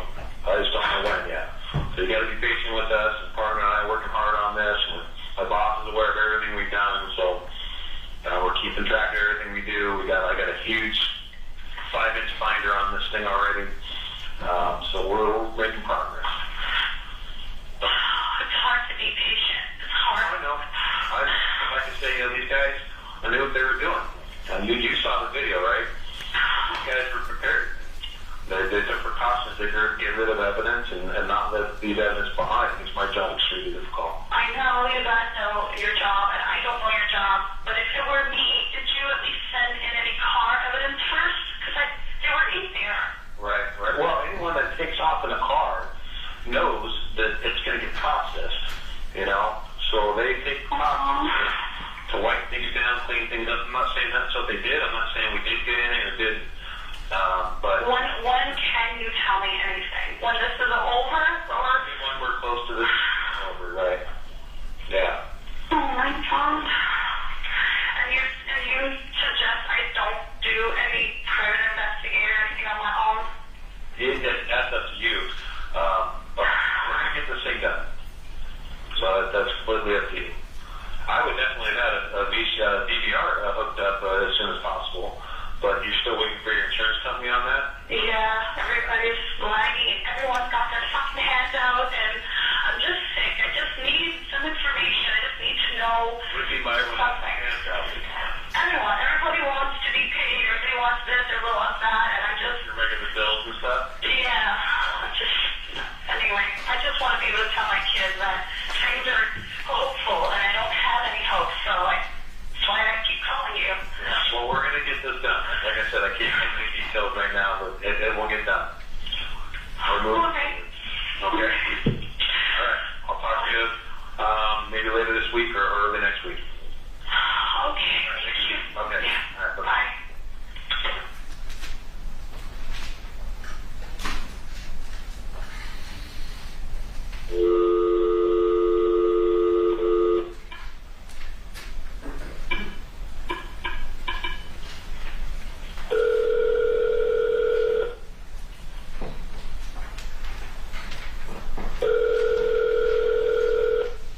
Hello? Hi, Monica. Detective Marshall. Oh, hi, Detective. Just returning your call. It was off until today, so just got back today and got both your messages. Oh, okay. Like I said, I'd love to have some great groundbreaking information for you. I know that you're, hoping to find out something or get some good news, but you'll be the first one to call if we get anything good. Right now, we got a lot of different stuff going on. I can't discuss, obviously, but a lot of it has to do with, testing of different stuff, and LAPD is so backed up that we have to send some stuff out of state to get done, and they're backed up too. So we're talking probably months before we get any hits or non-hits back. But oh my goodness. we're still looking at this. There's made some progress with this burglary crew that's going on. I've been watching the news. It's like, oh my God. Yeah, if you've seen on the news, I can't get into any details. There's been a lot of overtime being worked on that, and whether that's connected for sure or not, I can't really make a statement on that. But know that we're working towards this. So all those, you told me you had all those swabs. Are they all going to be tested? Eventually, yeah. If we don't get a hit on anyone, we're just going to keep testing until we've tested every last one that could be something. Right. So, can you at least tell me if you've already sent up the ones from the car? Because to me that seems like the most important ones. Yeah, like I said, I'm not too optimistic about the car. There really wasn't much in there. Again, I can't talk about whether we have some or not, but stuff has been sent out. Most everything everything pretty much so far, actually everything that we've gotten so far is either inconclusive or it belonged to Fabio. So I don't know. These guys know what they're doing, so they probably cleaned up pretty well. But how? It was so fast. How did they have the time to do that? Well, it wasn't that fast, actually. They were in the house for quite some time, and they had the car for quite some time before it was recovered. So, oh my God. So it's probably not going to come from DNA. I don't know if it will or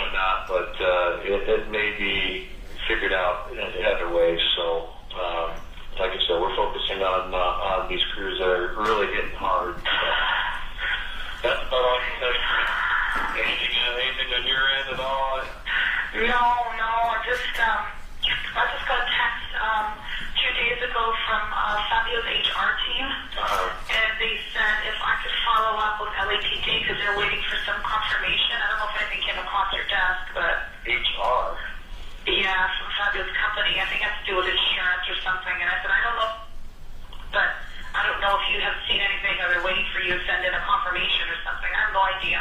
No, the only contact I had was State Farm called to confirm what you were reporting as being live. You're making a homeowner insurance claim for stuff taken and whatnot? Yeah, they've already taken care of that stuff, yeah. They had called me a week or two ago asking me about what you'd claimed. And oh, no, this was his work people. I don't know. I'm going to let them deal with it. I have no idea. Is there, are you talking like a life insurance policy? Yeah, like his work insurance and the kid stuff. I think they need a confirmation. The kid stuff? Yeah, like what kids are the beneficiaries of his work insurance. Oh, just the kids? I think it's just 3 kids. I'm probably in there maybe for some stocks, but that goes to probate. He does not even have a will. Oh, okay.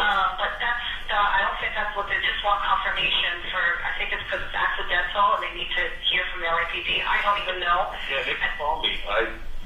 That's fair. They should have. Did you give them my number? I mean, I know the work hard. I've already talked to people from the work regarding that, but just they're checking in and stuff, and so they have my information. Yeah, that's weird because it was such a text that said, "Could you follow up?" Because we're waiting for confirmation, which means they already probably asked for it. So I don't know. I'll get back to them.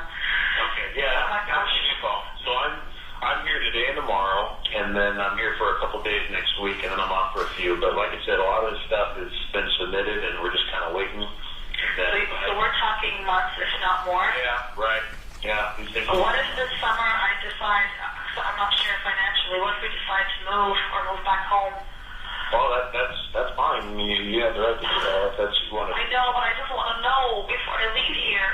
Well, I have your phone. You're only a phone call away, so I'll let you know. You'll be the first to know. But it says complicated cases like this, these take a while. So it's nothing that I'm going to be giving you a phone call in a couple of weeks, letting you know, we got someone custody unless things take a sudden turn. So. Right.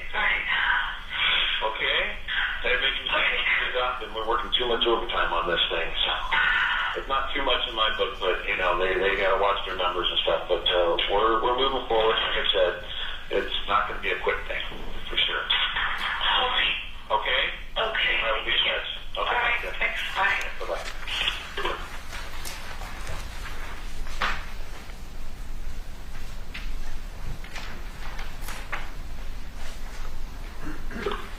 Marshall. Oh, hi, Detective. It's Monica Sementilli. Hi, Monica. How are you? Oh, I'm all right. I thought maybe you'd still be on vacation. Are you back? I'm here today, and then I'm going to be gone for 2 weeks starting Monday. I may come in for a couple of days, but typically I'm supposed to be gone for 2 weeks. Oh, okay. I had called about the beginning of the week because I had that paperwork done. Oh, okay. I don't know if you wanted me to drop it off or if someone's picking it up. Or it's the same stuff I sent to the insurance. But I also came up with 2 more things. I just realized on Tuesday, the 2 sets of keys, extra keys for the Fiat and the Ford F-150 are missing. They're gone. I think they were taken with some other stuff. Yeah. I only noticed because I went to look for them. They're both going in for service. And those keys are probably $300 each. Who knows? I have to replace them, but they're taken. They're not here. So you're talking, extra keys, you listed those on the form? I listed them on the form, too. Those I didn't tell the insurance because we just found out they're missing. Right. Yeah. And then you're talking about $300 is one of those key fob deals. Yeah. Okay. What other keys were on there? I'm curious. If your car keys. Okay, so the extra set of Fiat keys was just the black fob. It's not a key. It's a press start. Okay. And then the actual F-150 key, and that key on it has a brown leather tag that said Temp Ford on it. That was it. But there weren't house keys on these. No. This is just extra sets of keys. Okay. And you had your locks changed anyways. Yes. Okay, so the main thing is just the vehicle key itself. And where were those in the house? Now, from what I remember, we always kept them in the kitchen drawers. Okay. The kitchen drawers. Now, so I checked there. That's where I usually keep them. They weren't there. And then sometimes in the bedroom drawers where all that stuff was taken out. I don't know if they were just grabbed or I don't know. I'm pretty sure they were in the kitchen drawers. That's what I remember. And Isabella doesn't have the extra set of her? No. We only have one set each now. Okay, yeah, throw those on there. And one says F-150 on a tag, and the other one probably says Fiat on it, right? Yeah, this one doesn't have a tag. It's just a black fob on a silver ring. But the truck one doesn't have a leather tag on it from the dealership that says Kent Ford on it. Ford, okay. Yeah. And did you write that on the description on the paper? Yes, I did. I hope it's legible, but I just kind of wrote down what I Okay, well, I can fix it if we can't read it based on what we talked about. Are you going to be out and about today at all, or? Probably not. Okay, then we'll come by.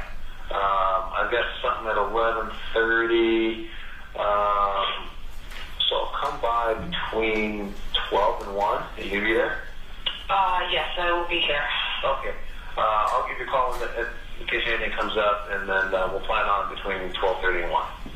Okay, sounds good. Thank you. Thanks. All right, talk to you later. Yeah, bye.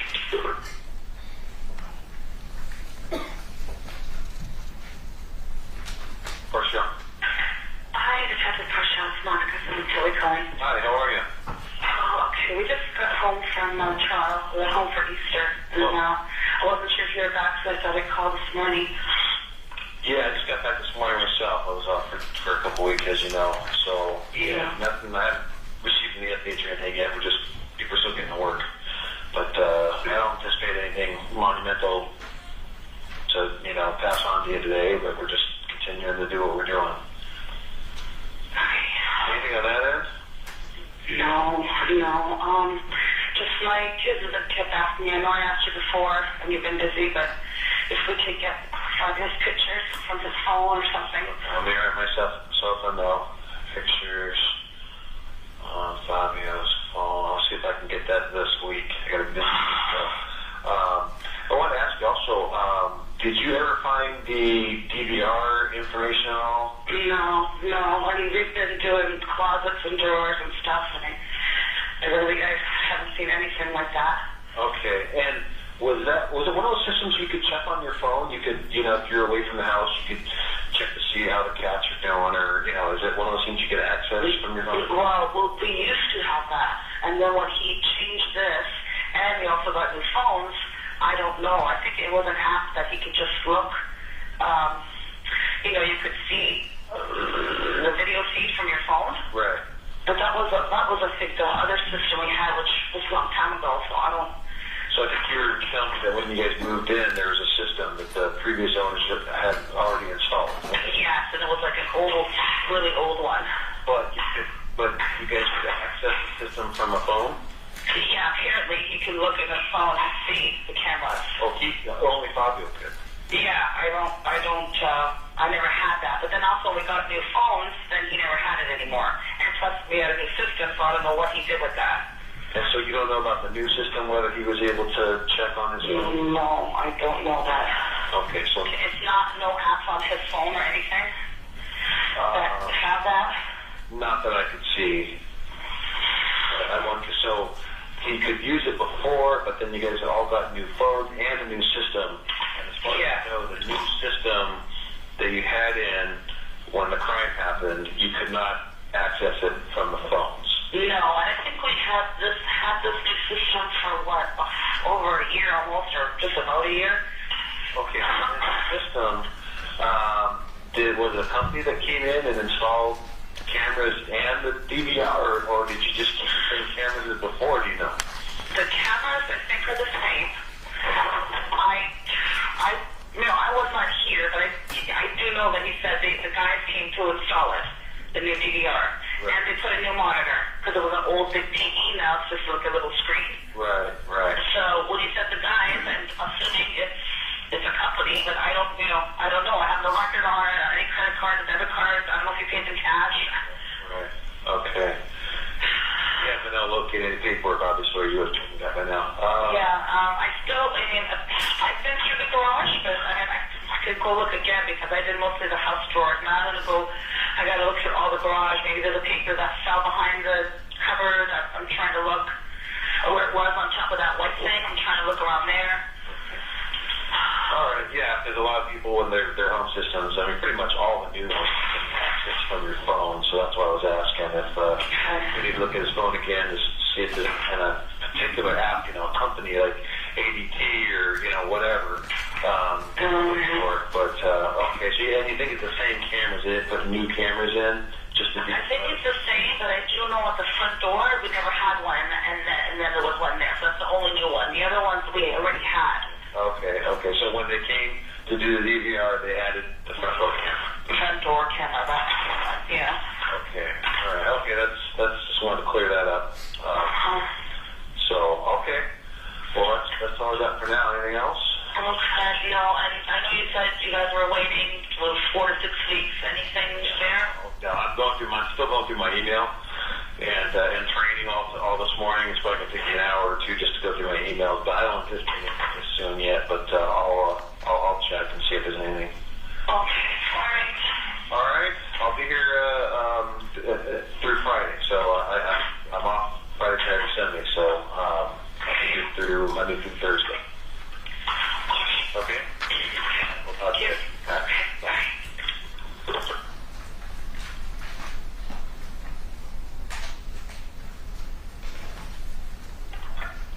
Marcia.